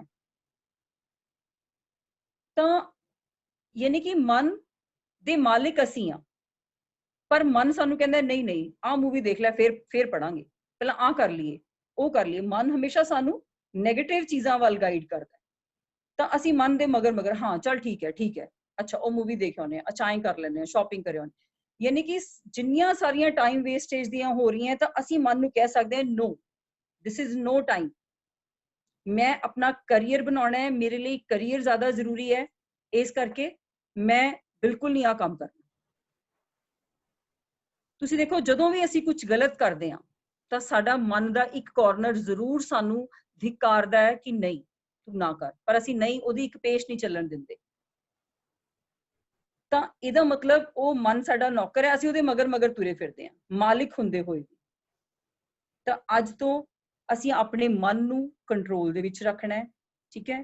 ਤਾਂ 7ਵੀਂ ਜਿਹੜੀ ਇਹਦੀ ਹੈਗੀ ਹੈ ਕੁਆਲਿਟੀ ਬੁੱਧੀ ਦੀ, ਮੈਮੋਰਾਈਜ਼, ਇੱਕ ਕੰਠ ਕਰ ਲੈਂਦੀ ਹੈ, ਯਾਨੀ ਕਿ ਬਾਈ ਹਾਰਟ। ਜਿਵੇਂ ਜਪਜੀ ਸਾਹਿਬ ਦਾ ਪਾਠ ਸਾਨੂੰ ਬਾਈ ਹਾਰਟ ਯਾਦ ਹੋ ਗਿਆ, ਤਾਂ ਜਦੋਂ ਮੈਂ ਕਈ ਵਾਰੀ ਜਿਵੇਂ ਹੁਣ ਸੈਰ ਕਰਦੇ ਵੀ ਆਪਾਂ ਕਰ ਲੈਂਦੇ ਹਾਂ ਪਾਠ, ਹੈ ਨਾ। ਤਾਂ ਉਹਦੇ ਨਾਲ ਤੁਸੀਂ ਦੇਖੋ ਕੰਠ ਜਦੋਂ ਅਸੀਂ ਕਰਦੇ ਹਾਂ ਹੌਲੀ ਉਹ ਸਾਡੇ ਇੱਕ ਬੋਡੀ ਦਾ ਪਾਰਟ ਬਣ ਜਾਂਦੀ, ਸਾਡੀ ਬੋਡੀ ਦਾ ਹਰ ਸੈੱਲ ਉਹਨੂੰ ਐਬਜ਼ੌਰਬ ਕਰਨ ਲੱਗ ਜਾਂਦਾ ਉਸ ਬਾਣੀ ਨੂੰ। ਤਾਂ ਇਹ ਕੰਠ ਵੀ ਅਗਰ ਅਸੀਂ ਕਰ ਸਕਦੇ ਹਾਂ, ਕਹਿੰਦੇ ਛੋਟੀ ਏਜ ਜਿਹੜੀ 3 ਸਾਲ ਤੋਂ ਲੈ ਕੇ 13 ਸਾਲ ਤੱਕ ਦੇ ਜਿਹੜੇ ਬੱਚੇ, ਛੋਟੇ ਬੱਚੇ ਹੈ ਨਾ, ਇਹਨਾਂ ਕੋਲੇ ਮੈਕਸਿਮਮ ਲਰਨਿੰਗ ਪਾਵਰ ਹੁੰਦੀ ਹੈ। ਤਾਂ ਉਹ ਸਟੇਜ ਦੇ ਵਿੱਚ ਜਿਹੜੀਆਂ ਚੀਜ਼ਾਂ ਯਾਦ ਹੋ ਜਾਣ, ਤਾਂ ਇਹ ਮਾਵਾਂ ਦੀ ਰਿਸਪੌਂਸਿਬਿਲਿਟੀ ਹੁੰਦੀ ਹੈ ਕਿ ਉਹ ਇਹ ਸਟੇਜ ਦੇ ਵਿੱਚ ਅੱਛੀਆਂ ਚੀਜ਼ਾਂ ਬੱਚਿਆਂ ਨੂੰ ਯਾਦ ਕਰਵਾ ਦੇਣ, ਹੈ ਨਾ। ਤਾਂ ਆਪਾਂ ਇੱਕ ਵਾਰੀ ਰਿਵਾਈਜ਼ ਕਰਦੇ ਹਾਂ ਕਿ ਜਿਹੜੀ ਬੁੱਧੀ ਹੈ ਉਹਨੂੰ ਅਸੀਂ ਕਿਵੇਂ ਸ਼ਾਰਪ ਕਰ ਸਕਦੇ ਹਾਂ ਨਾ। ਉਹ ਕਿੰਨੇ ਕੰਮ ਕਰ ਰਹੀ ਹੈ, ਜਜਮੈਂਟ ਕਰ ਰਹੀ ਹੈ, ਅੰਡਰਸਟੈਂਡ ਕਰ ਰਹੀ ਹੈ, डिसाइड कर रही है, डिसीजन दे रही है, डिस्क्रिमिनेट कर रही है, इम्बाइब कर रही है, रैशनलाइजेशन कर रही है ना, तर्क के आधार पे डिसीजन दे रही है, मैमोराइज भी कर रही है। तो ये सारे काम बुद्धि दे।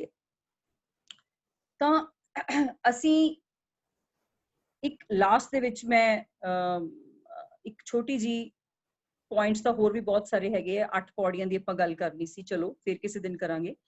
पर आ जिहड़े आपां 2 कदम, ਇੱਕ ਅਗਰ ਅਸੀਂ ਅੰਮ੍ਰਿਤ ਵੇਲਾ ਸੰਭਾਲ ਲਈਏ, ਇੱਕ ਆਪਣੀ ਬੁੱਧੀ ਨੂੰ ਜਿੰਨੀ ਅਸੀਂ ਸ਼ਾਰਪਨ ਕਰਾਂਗੇ, ਜਿੰਨਾ ਅਸੀਂ ਉਸ ਗਿਆਨ ਦੇ ਨਾਲ ਜੁੜਾਂਗੇ, ਤਾਂ ਸਾਨੂੰ ਰੋਜ਼ ਮੰਨ ਲਓ ਅਸੀਂ ਇੱਕ ਲਾਈਨ ਤੇ ਕੰਮ ਕਰਦੇ ਹਾਂ, ਫਰੀਦਾ ਬੁਰੇ ਦਾ ਭਲਾ ਕਰ, ਗੁੱਸਾ ਮਨ ਨਾ ਹੰਡਾਏ। ਮੰਨ ਲਓ ਕਿ ਮੈਂ ਆਪਣੇ ਆਪ ਨੂੰ 7 ਦਿਨ ਦਿੱਤੇ ਕਿ ਤੂੰ 7 ਦਿਨ ਇਸ ਤੇ ਵਰਕਆਊਟ ਕਰ, ਕਿ ਜਿਹੜੀ ਮਰਜ਼ੀ ਸਥਿਤੀ ਆ ਜਾਏ ਮੈਂ ਉੱਚਾ ਨੀਵਾਂ ਨਹੀਂ ਬੋਲਣਾ, ਮੈਂ ਆਪਣੀ ਸਥਿਤੀ ਬੈਲੈਂਸ ਦੇ ਵਿੱਚ ਹੀ ਰੱਖਣੀ।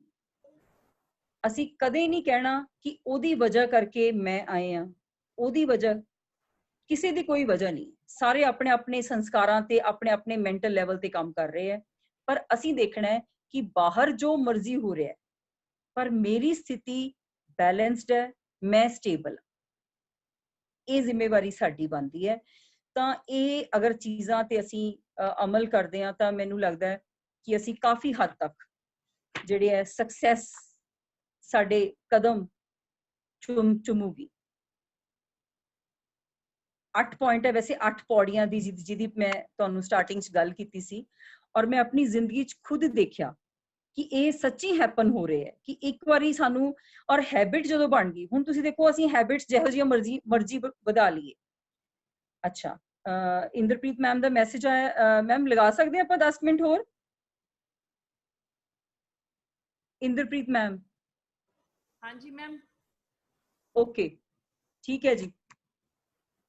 ਤਾਂ ਇੱਕ ਛੋਟੀ ਜੀ ਆਪਾਂ ਮੈਂ ਤੁਹਾਡੇ ਲਈ ਦੱਸੂਗੀ ਵੀ ਇਹ ਕਿਵੇਂ ਸਾਨੂੰ, ਮਤਲਬ ਗੱਲਾਂ ਸੁਣਨ 'ਚ ਅੱਛੀਆਂ ਜ਼ਰੂਰ ਲੱਗਦੀਆਂ, ਪਰ ਅਸੀਂ ਜਦੋਂ ਇਹਨੂੰ ਪ੍ਰੈਕਟੀਕਲੀ ਲਾਈਫ ਦੇ ਵਿੱਚ, ਜਦੋਂ ਅਸੀਂ ਹੁਣ ਇਸ ਵੈਬਿਨਾਰ ਤੋਂ ਬਾਅਦ ਜਦੋਂ ਅਸੀਂ ਇਹਨੂੰ ਪ੍ਰੈਕਟੀਕਲ ਲਾਈਫ ਦੇ ਵਿੱਚ ਆਵਾਂਗੇ ਤਾਂ ਸੋਚਦੇ ਕਿ ਨਹੀਂ ਉੱਠਿਆ ਤਾਂ ਜਾਂਦਾ ਨਹੀਂ, ਦਿਲ ਤਾਂ ਕਰਦਾ ਨਹੀਂ ਉੱਠਣ ਦਾ, ਐਵੇਂ ਗੱਲਾਂ ਹੀ ਹੁੰਦੀਆਂ। ਅਗਰ ਇੱਕ ਸ਼ਕਤੀਸ਼ਾਲੀ ਸੰਕਲਪ ਕਰ ਲਿਆ, ਤੁਹਾਨੂੰ ਮੈਂ ਆਪਣਾ ਦੱਸਦੀ ਹਾਂ ਕਿ ਮੇਰਾ ਰੂਟੀਨ ਹੈ ਕਿ ਮੈਂ 2:30 ਪੌਣੇ 3 ਦੇ ਵਿੱਚ ਮੈਂ ਉੱਠੀ ਜਾਂਦੀ ਹਾਂ, ਚਾਹੇ ਉਹ ਗਰਮੀਆਂ ਦੀ ਛੁੱਟੀਆਂ ਚੱਲ ਰਹੀਆਂ, ਚਾਹੇ ਉਹ ਸੰਡੇ ਹੈ, ਚਾਹੇ ਉਹ ਸੈਟਰਡੇ ਹੈ। ਇੱਕ ਮੇਰਾ ਜਿਹੜਾ ਫਿਕਸ ਸਕੈਜੂਲ ਹੈ, ਜਿਹੜਾ ਮਤਲਬ ਮੇਰੇ ਪੇਰੈਂਟਸ ਟਾਈਮ ਹੀ ਬਣਿਆ ਹੋਇਆ ਸੀ ਬਚਪਨ ਤੋਂ ਹੀ। ਤਾਂ ਉਹਦੇ ਨਾਲ ਮੈਂ ਦੇਖਿਆ ਕਿ ਅਸੀਂ, ਮੰਨ ਲਓ ਕਿ ਅਸੀਂ 5 ਵਜੇ ਉੱਠਦੇ ਹਾਂ ਤਾਂ ਅਸੀਂ ਥੋੜਾ ਜਿਹਾ ਐਡਵਾਂਸ ਕਰ ਲਈਏ, 4 ਵਜੇ ਉੱਠ ਜਾਈਏ, ਠੀਕ ਹੈ। ਜਿਹੜੇ 6 ਵਜੇ ਉੱਠਦੇ ਆ 5 ਵਜੇ ਉੱਠਣ ਲੱਗ, ਜਿਹੜੇ 7 ਵਜੇ ਉੱਠਦੇ ਆ ਇੱਕ ਘੰਟਾ ਐਡਵਾਂਸ ਕਰਕੇ ਦੇਖੋ ਤਾਂ ਹਫਤੇ ਦੇ ਵਿੱਚ ਤੁਹਾਨੂੰ ਕਿੰਨੇ ਘੰਟੇ ਐਡਵਾਂਸ ਮਿਲ ਗਏ। ਤਾਂ ਉਹ ਜਿਹੜੇ ਹੈ ਸਾਡੀ ਬੈਟਰਮੈਂਟ ਲਈ, ਸਾਡੀ ਚਾਰਜਿੰਗ ਲਈ ਬਹੁਤ ਜ਼ਰੂਰੀ ਹੈ। ਜਦੋਂ ਅਸੀਂ ਡਿਸਚਾਰਜ ਹੋ ਕੇ ਸਾਰੇ ਦਿਨ, ਪੂਰਾ ਦਿਨ ਆਪਣਾ ਵਰਕਆਊਟ ਕਰਦੇ ਹਾਂ, ਕੋਈ ਕੰਮ ਕਰਦੇ ਹਾਂ, ਕੋਈ ਬਿਜ਼ਨਸ ਕਰ ਰਹੇ ਹਾਂ, ਕੁਝ ਵੀ ਕਰ ਰਹੇ ਹਾਂ, ਤਾਂ ਸਾਨੂੰ ਲੱਗਦਾ ਹੈ ਕਿ ਨਹੀਂ ਉਹਦੇ ਵਾਸਤੇ ਟਾਈਮ ਹੀ ਹੈ ਨਹੀਂ, ਜਦੋਂ ਟਾਈਮ ਮਿਲੂਗਾ ਮੈਂ ਸਫਾਈਆਂ ਕਰ ਲਾਂ, ਮੈਂ ਆਹ ਕਰ ਲਾਂ, ਫਿਰ ਮੈਂ ਪਰਮਾਤਮਾ ਨੂੰ ਯਾਦ ਕਰਾਂ। ਨਹੀਂ, ਜਿਹਨੇ ਪਰਮਾਤਮਾ ਨੂੰ ਦੂਜੇ ਨੰਬਰ ਤੇ ਰੱਖਿਆ ਹੋਇਆ ਹੈ ਉਹਨੇ ਉਸ ਨੂੰ ਕਿਸੇ ਵੀ ਨੰਬਰ ਤੇ ਨਹੀਂ ਰੱਖਿਆ ਹੋਇਆ, ਦਿਸ ਇਜ਼ ਫॉर श्योर। ਤੇ ਜਿਹਨੇ, ਜਿਹੜਾ ਆਪਣੇ ਮਾਂ-ਬਾਪ ਨੂੰ, ਆਪਣੇ ਭੈਣ ਭਰਾ ਨੂੰ ਪਰਮਾਤਮਾ ਤੋਂ ਜ਼ਿਆਦਾ ਪਿਆਰ ਕਰਦਾ, ਉਹ ਵੀ ਨਹੀਂ, ਉਹ ਵੀ ਮੋਹ ਮਾਇਆ ਦਾ ਇੱਕ ਹੈਗਾ, ਪਰਮਾਤਮਾ ਨੰਬਰ 1। ਤੇ ਆਪਣੇ ਵਿੱਚ ਵੀ ਕਿਸੇ ਨੂੰ, ਜੇ ਤੁਹਾਡੇ ਨਾਲ ਵੀ ਕੋਈ ਪਰਮਾਤਮਾ ਨਾਲੋਂ ਜ਼ਿਆਦਾ ਪਿਆਰ ਕਰ ਰਿਹਾ, ਤੁਹਾਨੂੰ ਵੀ ਕੋਈ ਜ਼ਿਆਦਾ ਪਿਆਰ ਕਰ ਰਿਹਾ, ਤੁਸੀਂ ਵੀ ਇਹਦੇ ਵਿੱਚ ਵੀ ਤੁਹਾਨੂੰ ਥੋੜਾ ਜਿਹਾ ਚੈੱਕ ਲਾਉਣ ਦੀ ਲੋੜ ਹੈ ਕਿ ਤੁਹਾਡੇ ਵਿੱਚ ਵੀ ਕੋਈ ਨਾ ਫਸੇ। ਤਾਂ ਇਹ ਸਾਰੀਆਂ ਚੀਜ਼ਾਂ ਤੇ ਅਸੀਂ ਜਿੰਨੀਆਂ ਗੱਲਾਂ ਆਪਾਂ ਕੀਤੀਆਂ, ਮੈਨੂੰ ਲੱਗਦਾ ਆਪਾਂ ਇਸ ਤੇ ਜੇ ਵਰਕਆਊਟ ਕਰੀਏ ਪ੍ਰੈਕਟੀਕਲੀ ਤਾਂ ਇਹ ਪੋਸੀਬਲ ਹੈ। ਸਾਡੇ ਸਾਰਿਆਂ ਦੇ ਅੰਦਰ ਪਾਵਰ ਹੈ, ਮੇਰੀ ਤੁਸੀਂ ਯਕੀਨ ਕਰੋ। ਅਸੀਂ ਸਾਰਾ ਕੁਝ, ਜੋ ਕੁਝ ਵੀ ਅੱਜ ਆਪਾਂ ਇੱਥੇ ਡਿਸਕਸ ਕੀਤੇ ਪੁਆਇੰਟਸ, ਸਾਡੇ ਅੰਦਰ ਸਾਰਿਆਂ ਦੇ ਅੰਦਰ ਕੈਪੇਬਿਲਿਟੀ ਹੈ, ਔਰ ਕੈਪੇਬਿਲਿਟੀ ਨਾਲੋਂ ਵੀ ਬਹੁਤ ਜ਼ਿਆਦਾ ਕੈਪੇਬਲ ਹੈਗੇ ਆ, ਜਿਹਦਾ ਕਿ ਸਾਨੂੰ ਅੰਦਾਜ਼ਾ ਵੀ ਨਹੀਂ ਹੈਗਾ ਵੀ ਕਿੰਨੀ ਪਾਵਰ ਸਾਡੇ ਅੰਦਰ। ਸਾਨੂੰ ਬੇਸਿਕਲੀ ਖੁਸ਼ ਬਣਾਇਆ ਹੋਇਆ, ਸਾਡੀ ਜਿਹੜੀ ਓਰੀਜਨਲ ਜਿਹੜੇ ਸੰਸਕਾਰ ਹੈ, ਅਸੀਂ ਖੁਸ਼ ਹੈਗੇ ਆ, ਅਸੀਂ ਪਾਵਰਫੁਲ ਹੈਗੇ ਆ ਸਾਰੇ ਜਣੇ, ਪਰ ਸਾਨੂੰ ਕਿਤੇ ਨਾ ਕਿਤੇ ਇਹ ਚੀਜ਼ਾਂ ਵਿਸਰੀਆਂ ਹੋਈਆਂ ਕਿ ਨਹੀਂ ਮੈਨੂੰ ਤਾਂ ਆਉਂਦਾ ਹੀ ਨਹੀਂ, ਆਈ ਐਮ ਨੋ ਗੁੱਡ, ਮੈਂ ਤਾਂ ਕੁਝ ਕਰ ਹੀ ਨਹੀਂ ਸਕਦੀ। ਇੱਕ ਇਨਫੀਰੀਓਰਿਟੀ ਜਿਹੜੀਆਂ ਕੰਪਲੈਕਸ ਸਾਡਾ ਬਚਪਨ ਤੋਂ ਬਿਲੀਫ ਸਿਸਟਮ ਇੱਕ ਪੱਕਾ ਸਾਡੇ ਅੰਦਰ ਧਾਰਨ ਕੀਤਾ ਹੋਇਆ ਹੈ, ਇਹਨੂੰ ਇੱਕ ਸਲਾਈਟ ਸ਼ਿਫਟ ਦੇਣ ਦੀ ਲੋੜ ਹੈ। ਸਾਨੂੰ ਆਪਣੇ ਦ੍ਰਿਸ਼ਟੀਕੋਣ ਨੂੰ ਥੋੜਾ ਜਿਹਾ ਚੇਂਜ ਕਰਨ ਦੀ ਲੋੜ ਹੈ। ਤੁਸੀਂ ਦੇਖਿਓ ਤੁਹਾਡੀ ਲਾਈਫ ਦੇ ਵਿੱਚ ਮੈਜਿਕਸ ਹੋਣਗੇ, ਵੰਡਰਸ ਹੋਣਗੇ, ਮੈਂ ਖੁਦ ਦੇਖੇ ਆਪਣੀ ਲਾਈਫ ਦੇ ਵਿੱਚ। ਤਾਂ ਇੱਕ ਛੋਟੀ ਜੀ ਜਿਹਨੂੰ ਕਹਿੰਦੇ ਇੱਕ ਮੈਡੀਟੇਸ਼ਨ, ਜਿਵੇਂ ਆਪਾਂ ਸਵੇਰੇ ਉੱਠ ਕੇ, ਮੈਂ ਉਸ ਤੋਂ ਬਾਅਦ ਤੁਹਾਡੇ ਨਾਲ ਇਹ ਸ਼ੇਅਰ ਕਰ ਦੂੰਗੀ ਇੰਦਰਪ੍ਰੀਤ ਮੈਮ, ਇੱਕ ਮੈਂ ਮੈਡੀਟੇਸ਼ਨ ਸਟੂਡੈਂਟਸ ਨੂੰ ਕਰਵਾਉਣੀ ਹੁੰਦੀ ਆ ਆਪਣੀ ਕਲਾਸ ਦੇ ਵਿੱਚ, ਜਦੋਂ ਵੀ ਮੈਂ ਕਲਾਸ ਸ਼ੁਰੂ ਕਰਦੀ ਹਾਂ ਫਿਜ਼ਿਕਸ ਦੀ, ਕਿ ਚਲੋ ਇਹ ਟੌਪਿਕਸ ਔਖੇ ਹੁੰਦੇ ਆ, ਤਾਂ ਇੱਕ ਵਾਰੀ ਜਦੋਂ ਅਸੀਂ ਥੋੜੀ ਜੀ ਕਨਸੈਂਟਰੇਸ਼ਨ ਨੂੰ ਆਪਾਂ ਆਪਣੇ ਸਾਰੇ ਆਸ-ਪਾਸ ਤੋਂ ਧਿਆਨ ਹਟਾ ਕੇ ਇੱਕ ਵਾਰੀ ਕਨਸੈਂਟਰੇਟ ਕਰ ਲਈਏ ਤਾਂ ਉਹ ਚੀਜ਼ਾਂ ਸਮਝਣੀਆਂ ਈਜ਼ੀ ਹੋ ਜਾਂਦੀਆਂ। ਤਾਂ ਸਭ ਤੋਂ ਪਹਿਲਾਂ मैं जिवें जिवें बोल रही हाँ तुसी फील करना है सारिਆਂ ने अपना ਅਸੀਂ ਆਈਜ਼ ਕਲੋਜ਼ ਕਰਕੇ ਬੈਠਾਂਗੇ ਤਾਂ ਬਿਲਕੁਲ ਉਹਦੀ ਸਹੀ ਫੀਲਿੰਗ ਆਊਗੀ ਸਾਨੂੰ I am a pure powerful divine being मैं एक चमकदा सितारा हाँ I am a very unique and a special child of God sent on this earth for a special purpose.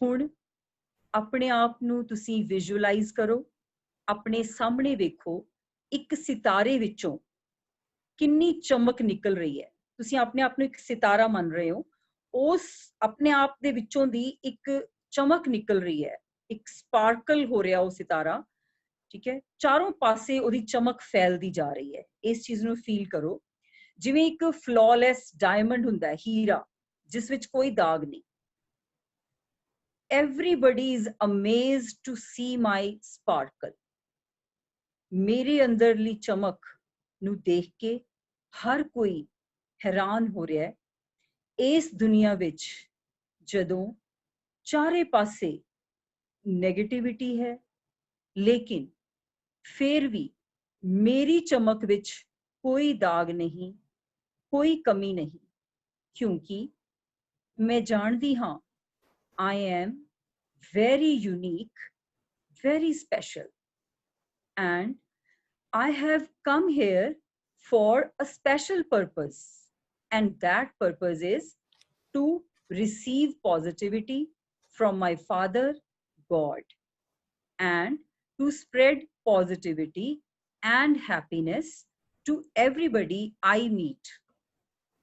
I am unique, and I see everyone as unique star हर एक दी अपनी speciality है अपनी चमक है मैं बस यही जानती हाँ कि मैं जिन्ना होरां दी मदद करती हाँ जिन्ना होरां लई चंगा सोचती हाँ उन्नी मेरी चमक वधदी जांदी I am a successful star सफलता मेरा जन्म सिद्ध अधिकार है जिन्नियां वड्डियां मर्जी समस्यावां आ जाण मैनू अपना लक्ष्य पता है अते इस लक्ष्य नू मैं कदे भी अखां तो ओझल नहीं होण दिंदी मेरी सारी ऊर्जा मेरी सारी एनर्जी मेरे सारे एफर्ट्स उस लक्ष्य वाल केंद्रित हन फोकस्ड हन भावें मैनू कदे कदे छोटे छोटे फेलियर्स दा सामना करना पवे but I take every failure as an opportunity to learn more and more मैं हर फेलियर तो कुछ ना कुछ सीख के अगे बढ़ती हाँ अते इसे लई मैं हर एक्सपीरियंस तो सीख के होर पावरफुल महसूस करती हाँ I am a powerful star her problem नू सॉल्व करदे मेरी शक्ति दिनों दिन बढ़ती जा रही I am a companion star खुद परमात्मा मेरा साथी है हर पल हर तैयारी च हर एग्जाम विच हर कर्म विच जो उस परमात्मा ने मैनू सिखाया जो कदरां कीमतां मैनू दे के भेजिया मैं उन्हां वैल्यूज दे दायरे दे विच रह के हर कर्म करदी हाँ वो हमेशा मेरे नाल है ते हमेशा मेरे आस पास है thank you so much God for being my companion forever I don't want to be the best in the world I don't want to be the best in the world but I want to be the best for the world. This is my vision. Thank you God. Thank you Vaheguru. So इसी आज दी गलबात ਤਾਂ ਅੱਜ ਆਪਾਂ ਸਾਰੇ ਇੱਕ ਗੱਲ ਮੈਂ ਲਾਸਟ ਦੇ ਵਿੱਚ ਕਹਿਣਾ ਚਾਹੂੰਗੀ ਕਿ ਜਦੋਂ ਅਸੀਂ ਸਵੇਰੇ ਉੱਠਦੇ ਹਾਂ, ਜਿਹੜਾ ਵੀ ਵਿਚਾਰ ਅਸੀਂ ਰਾਤ ਨੂੰ ਕਰਕੇ ਪੈਂਦੇ ਹਾਂ, ਤੁਸੀਂ ਦੇਖਿਆ ਹੋਣਾ ਸਵੇਰੇ ਉੱਠਣ ਸਾਰ ਸਭ ਤੋਂ ਪਹਿਲਾ ਵਿਚਾਰ ਸਾਡਾ ਉਹ ਆਉਂਦਾ ਹੈ। ਅਸੀਂ ਬਹੁਤੀ ਲੋਕ ਕੀ ਕਰਦੇ, ਮੋਬਾਈਲ ਹੱਥ 'ਚ, ਗੁੱਡ ਮਾਰਨਿੰਗ, ਇਹਨੂੰ ਭੇਜ, ਉਹਨੂੰ ਭੇਜ। No need. ਮੋਬਾਈਲ ਦੇ ਵਿੱਚ ਬਹੁਤ ਸਾਰੀ ਨੈਗੇਟਿਵ ਇਨਫੋਰਮੇਸ਼ਨ ਹੁੰਦੀ ਹੈ, ਅਸੀਂ ਇੱਕਦਮ ਉਹਨੂੰ ਨਹੀਂ ਦੇਖਣਾ। ਰਾਤ ਨੂੰ ਅਸੀਂ ਜਦੋਂ ਸੋਹਿਲਾ ਸਾਹਿਬ ਦਾ ਪਾਠ ਕਰਕੇ ਸੌਂਦੇ ਹਾਂ, ਇੰਨੀ ਮਿੱਠੀ ਗੂੜੀ ਨੀਂਦ ਆਉਂਦੀ ਹੈ ਵੀ ਤੁਸੀਂ ਯਕੀਨ ਨਹੀਂ ਮੰਨੋਗੇ ਕਿ ਜਦੋਂ ਸਾਨੂੰ ਉਸ ਪਰਮਾਤਮਾ ਦੀ ਗੋਦ ਦੇ ਵਿੱਚ ਸੌਣ ਦਾ ਮੌਕਾ ਮਿਲਦਾ ਹੈ ਤਾਂ ਕਿੰਨੇ ਸਾਡੇ ਜਿਹੜੇ ਹੈ, ਸਾਡੇ ਵਿਚਾਰ ਜੋ ਅੰਦਰ ਚੱਲਦੇ ਆ ਸੁਪਨਿਆਂ ਦੇ ਵਿੱਚ ਵੀ, ਉਹਨਾਂ ਦੇ ਵਿੱਚ ਵੀ ਪਵਿੱਤਰਤਾ ਆਉਣੀ ਸ਼ੁਰੂ ਹੋ ਜਾਂਦੀ ਹੈ। ਤੇ ਸਵੇਰੇ ਅਸੀਂ ਇੰਨਾ ਫਰੈਸ਼ ਫੀਲ ਕਰਦੇ ਹਾਂ, ਇੰਨੀ ਅਸੀਂ ਸ਼ੁੱਧਤਾ ਨਾਲ ਇੰਨੇ ਉੱਠਦੇ ਹਾਂ ਕਿ ਸਾਨੂੰ ਲੱਗਦਾ ਕਿ ਅਸੀਂ ਚਾਹੇ ਅਸੀਂ 4 ਘੰਟੇ ਹੀ ਸੁੱਤੇ ਹਾਂ, 6 ਘੰਟੇ ਹੀ ਸੁੱਤੇ ਹਾਂ, ਪਰ ਸਾਨੂੰ ਲੱਗਦਾ ਕਿ ਅਸੀਂ ਪੂਰੀ ਡੀਪ ਸਲੀਪ ਦੇ ਨਾਲ ਅਸੀਂ ਵੀ ਰੀਅਲੀ ਫੀਲ ਫਰੈਸ਼, ਅਸੀਂ ਪੂਰੇ ਦਿਨ ਦੇ ਲਈ ਅੱਜ ਤਿਆਰ ਹਾਂ। ਤਾਂ ਅੰਮ੍ਰਿਤ ਵੇਲੇ ਹਲੇ ਬੈੱਡ ਤੇ ਜਦੋਂ ਤੁਸੀਂ ਉੱਠਦੇ ਹੋ, ਉੱਠਣ ਸਾਰ ਹਲੇ ਪੈਰ ਨੀਚੇ ਰੱਖਣ ਤੋਂ ਪਹਿਲਾਂ ਇੱਕਦਮ ਉਸ ਪਰਮਾਤਮਾ ਦੀ ਯਾਦ 'ਚ ਬੈਠੋ, ਉਹਨੂੰ ਧੰਨਵਾਦ ਕਰੋ। ਇੱਕ ਫੀਲਿੰਗ ਆਫ ਗ੍ਰੈਟੀਟਿਊਡ ਜਦੋਂ ਸਾਡੇ ਅੰਦਰ ਆਉਂਦੀ ਹੈ ਤਾਂ ਉਹ ਜਿਹੜੀ ਗ੍ਰੈਟੀਟਿਊਡ ਦੀ ਭਾਵਨਾ ਸਾਡੇ ਅੰਦਰ ਇੰਨਾ ਪਾਵਰ, ਇੰਨਾ ਬਲ ਭਰ ਦਿੰਦੀ ਹੈ ਕਿ ਤੁਸੀਂ ਯਕੀਨ ਨਹੀਂ ਮੰਨੋਗੇ ਕਿ ਜਦੋਂ ਅਸੀਂ ਕਿਸੇ ਦਾ ਥੈਂਕਸ ਕਰਦੇ ਹਾਂ ਨਾ, ਸਾਨੂੰ ਲੱਗਦਾ ਕਿ ਚਲੋ ਆਪਾਂ ਵੈਸੇ ਹੀ ਅਵੇਸਲੇ ਜੇ ਪਰ ਥੈਂਕਸ ਜਦੋਂ ਅਸੀਂ ਕਿਸੇ ਦਾ ਵੀ ਕਰਦੇ ਹਾਂ, ਸਪੈਸ਼ਲੀ ਜੇ ਉਸ ਪਰਮਾਤਮਾ ਦਾ ਕਰ ਰਹੇ ਹਾਂ ਕਿ ਸਾਨੂੰ ਇੰਨਾ ਕੁਝ ਦਿੱਤਾ ਹੋਇਆ ਹੈ। ਕਿੰਨੀ ਦੁਨੀਆ ਇਸ ਵੇਲੇ ਰੁਲਦੀ ਪਈ ਹੈ, ਭੁੱਖੀ ਮਰ ਰਹੀ ਹੈ, ਪਰ ਸਾਨੂੰ ਪਰਮਾਤਮਾ ਨੇ ਹਰ ਚੀਜ਼ ਦਿੱਤੀ ਹੋਈ ਹੈ। ਸਾਡੀ ਹੈਲਥ ਇੰਨੀ ਪਰਫੈਕਟ ਹੈ, ਸਾਡੇ ਹੱਥ ਪੈਰ, ਸਾਨੂੰ ਆਰਗਨ ਪੂਰੇ ਦਿੱਤੇ ਹੋਏ ਆ, ਹਰ ਚੀਜ਼ ਸ਼ੁਕਰਾਨਾ ਕਰਨ ਲਈ ਕਿੰਨੀਆਂ ਚੀਜ਼ਾਂ ਹੈ। ਤਾਂ ਇੱਕ ਵਾਰੀ ਅਸੀਂ ਉਹ ਗੁੱਡ ਮਾਰਨਿੰਗ ਗੋਡ, ਉਸ ਵਾਹਿਗੁਰੂ, ਕਿ ਸਾਡੀ ਜ਼ਿੰਦਗੀ ਵਾਹ ਵਾਹ, ਹਰ ਚੀਜ਼ ਦੇ ਵਿੱਚ ਸਾਨੂੰ ਵਾਹ ਵਾਹ ਨਜ਼ਰ ਆਉਣਾ ਸ਼ੁਰੂ ਹੋ ਜਾਊਗਾ ਤੇ ਤੁਸੀਂ ਦੇਖੋਗੇ ਤੁਹਾਡੀ ਲਾਈਫ ਦੇ ਵਿੱਚ ਮਿਰੈਕਲਸ ਹੋਣੇ ਸ਼ੁਰੂ ਹੋ ਜਾਣਗੇ। ਤਾਂ ਇਹ ਜਿਹੜੀ ਹੈ, ਅਸੀਂ ਉਹ ਜਿਹੜੇ 5-7 ਮਿੰਟ ਸਵੇਰ ਦੇ, ਉਹ ਸਾਡਾ ਪੂਰਾ ਦਿਨ ਡਿਸਾਈਡ ਕਰਦੇ ਆ। ਜਿਹੜੇ ਉੱਠਣ ਸਾਰ ਅਸੀਂ ਜਦੋਂ ਜਾਗੋ ਮਿੱਟੀ ਦੇ ਵਿੱਚ ਹੁੰਨੇ ਆ, ਸਬ ਕੌਨਸ਼ੀਅਸ ਮਾਈਂਡ, ਜਿਹੜਾ ਸਾਡਾ ਅਵਚੇਤਨ ਮਨ, ਉਸ ਸਮੇਂ ਡੀਪ ਸਾਡੀ ਉਹ ਚੀਜ਼ਾਂ ਅੰਦਰ ਚਲੇ ਜਾਂਦੀਆਂ ਤੇ ਕੁਦਰਤ ਉਹਨਾਂ ਨੂੰ ਸੱਚ ਕਰ ਦਿੰਦੀ ਹੈ। ਤਾਂ ਜਿਹੜੀ ਚੀਜ਼ ਅਸੀਂ ਚਾਹੁੰਦੇ ਹਾਂ ਕਿ ਸਾਡੀ ਜ਼ਿੰਦਗੀ ਦੇ ਵਿੱਚ ਹੋਵੇ, ਉਸ ਦੇ ਲਈ ਅਸੀਂ ਅਰਦਾਸ ਕਰਨੀ ਹੈ। ਸਾਨੂੰ ਪਤਾ ਹੈ ਕਿ ਅਸੀਂ ਅੱਜ ਪਾਵਰਫੁਲ ਨਹੀਂ ਹੈਗੇ, ਅਸੀਂ ਅੱਜ, ਸਾਡੀ ਸਿਹਤ ਅੱਛੀ ਨਹੀਂ ਹੈ, ਸਾਨੂੰ ਪਤਾ ਹੈ, ਪਰ ਅਸੀਂ ਜਿਹੜਾ ਥਾਟ ਕਰਾਂਗੇ ਉਹ ਕੁਦਰਤ ਦੇ ਵਿੱਚ ਰੇਡੀਏਟ ਹੋਊਗਾ। ਕੁਦਰਤ ਨੇ ਘਟਨਾਵਾਂ ਇਹੋ ਜਿਹੀਆਂ ਘਟਣਗੀਆਂ ਕਿ ਉਸ ਚੀਜ਼ ਜਿਹੜੀ ਹੈ, ਜੋ ਅਸੀਂ ਥਾਟ ਕਰ ਲਿਆ, ਉਹ ਸੱਚ ਹੋਊਗਾ। ਔਰ ਤੁਸੀਂ ਦੇਖਿਆ ਹੋਣਾ ਓਲੰਪਿਕਸ ਦੇ ਵਿੱਚ ਵੀ ਬਹੁਤ ਵਾਰੀ ਇਹ ਵਿਜ਼ੂਅਲਾਈਜ਼ ਕਰਵਾਉਂਦੇ ਆ ਕਿ ਅਸੀਂ ਜਿਹੜਾ ਹੈ ਗੋਲਡ ਮੈਡਲ ਮਿਲ ਗਿਆ ਹੈ। ਉਹ 21 ਦਿਨ ਵਿਜ਼ੂਅਲਾਈਜ਼ ਕਰਦੇ ਆ ਕਿ ਉਹਨੂੰ ਗੋਲਡ ਮੈਡਲ ਮਿਲ ਰਿਹਾ ਹੈ ਤੇ ਉਹ ਪੱਤਰਕਾਰ ਉਹਦੀ ਇੰਟਰਵਿਊ ਲੈ ਰਹੇ ਆ ਵੀ ਤੁਸੀਂ ਕਿਵੇਂ ਫੀਲ ਕਰ ਰਹੇ ਹੋ, ਤਾਂ ਉਹ ਸੱਚੀ ਹੈਪਨ ਹੋ ਜਾਂਦੀ। ਤਾਂ ਸਾਡੀ ਜ਼ਿੰਦਗੀ ਦੇ ਵਿੱਚ ਜੋ ਚੀਜ਼ ਅਸੀਂ ਚਾਹੁੰਦੇ ਹਾਂ, ਜੋ ਕੈਰੀਅਰ ਅਸੀਂ ਆਪਣਾ ਬਣਾਉਣਾ ਚਾਹੁੰਦੇ ਹਾਂ, ਉਹਦੇ ਲਈ ਇੱਕ ਥਾਟ ਕ੍ਰੀਏਟ ਕਰੋ ਕਿ ਈਵਨ ਜਿਹੜੇ ਮੇਰੇ ਸਟੂਡੈਂਟਸ ਹੈ ਮੈਡੀਕਲ ਦੇ, ਮੈਂ ਉਹਨਾਂ ਨੂੰ ਡਾਕਟਰ ਰੀਟਾ, ਡਾਕਟਰ ਅਨੀਤਾ, ਮੈਂ ਉਹਨਾਂ ਨੂੰ ਡਾਕਟਰ ਕਹਿ ਕੇ ਬੁਲਾਉਂਦੀ ਹਾਂ। ਤਾਂ ਜਦੋਂ ਫੀਲਿੰਗ ਇਹੋ ਜਿਹੀ ਆ ਜਾਏ ਤਾਂ ਉਹ ਚੀਜ਼ ਸੱਚ ਹੋ ਜਾਂਦੀ ਹੈ। ਮੰਨਿਆ ਕਿ ਉਹ +2 ਦੇ ਵਿੱਚ ਡਾਕਟਰ ਨਹੀਂ ਹੈਗੀਆਂ, ਪਰ ਇੱਕ ਫੀਲਿੰਗ ਜਿਹੜੀ ਹੈ, ਅਸੀਂ ਉਹ ਮੰਨ ਕੇ ਚੱਲਦੇ ਹਾਂ ਕਿ ਮੈਂ ਪਾਵਰਫੁਲ ਹਾਂ, ਮੈਂ ਹੈਲਦੀ ਹਾਂ, ਮੈਨੂੰ ਗੁੱਸਾ ਨਹੀਂ ਆਉਂਦਾ, ਮੇਰੇ ਰਿਸ਼ਤੇ ਬਹੁਤ ਪਵਿੱਤਰ ਹੈ, ਮੇਰੀ ਕਿਸੇ ਨਾਲ ਕੋਈ ਦੁਸ਼ਮਣੀ ਨਹੀਂ, ਮੇਰੇ ਜਿਹੜੇ ਹੈਗੇ ਆ ਸਾਰਿਆਂ ਨਾਲ ਮੇਰੀ ਬਹੁਤ ਬਣਦੀ ਹੈ। ਇਹੋ ਜਿਹੇ ਥਾਟਸ ਜਦੋਂ ਅਸੀਂ ਸਵੇਰੇ ਸਵੇਰੇ 5-7 ਮਿੰਟ ਕ੍ਰੀਏਟ ਕਰ ਲਾਂਗੇ ਤਾਂ ਉਹ ਨੇਚਰ ਦੇ ਵਿੱਚ, ਤੁਸੀਂ ਯਕੀਨ ਮੰਨੋ, ਉਹ ਸੱਚ ਹੋਣਗੇ ਤੇ ਸਫਲਤਾ ਤੁਹਾਡੇ ਜਿਹੜੇ ਹੈ ਕਦਮੋਂ ਦੇ ਵਿੱਚ ਆ ਕੇ ਡਿੱਗੂਗੀ, ਕਦਮ ਚੁੱਕੂਗੀ। Thank you so much. Ma'am question ਪੁੱਛਣਾ ਚਾਹੁੰਦੇ ਆ ਕਈ ਸਟੂਡੈਂਟ। ਹਾਂਜੀ ਪਲੀਜ਼। ਤਾਂ ਪਲੀਜ਼ ਜਿਹੜੇ ਵੀ ਸਟੂਡੈਂਟ ਕੋਈ ਵੀ ਕੁਐਸਚਨ ਪੁੱਛਣਾ ਚਾਹੁੰਦੇ ਹੋ, ਰੇਜ਼ ਕਰ ਲੈਣ ਆਪਣੇ ਹੈਂਡ ਤੇ ਆਪਣੇ ਆਪ ਨੂੰ ਅਨਮਿਊਟ ਕਰ ਲਓ ਪਲੀਜ਼।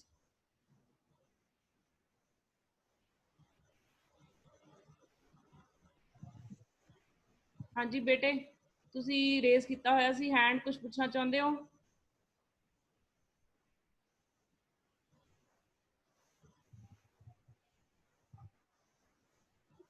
ਮਾਈਕ ਔਨ ਕਰ ਦੋ ਮੈਮ ਇਹਨਾਂ ਦੇ। ਹਾਂਜੀ ਮੈਮ, ਮਾਈਕ ਔਨ ਕਰਤਾ ਮੈਂ।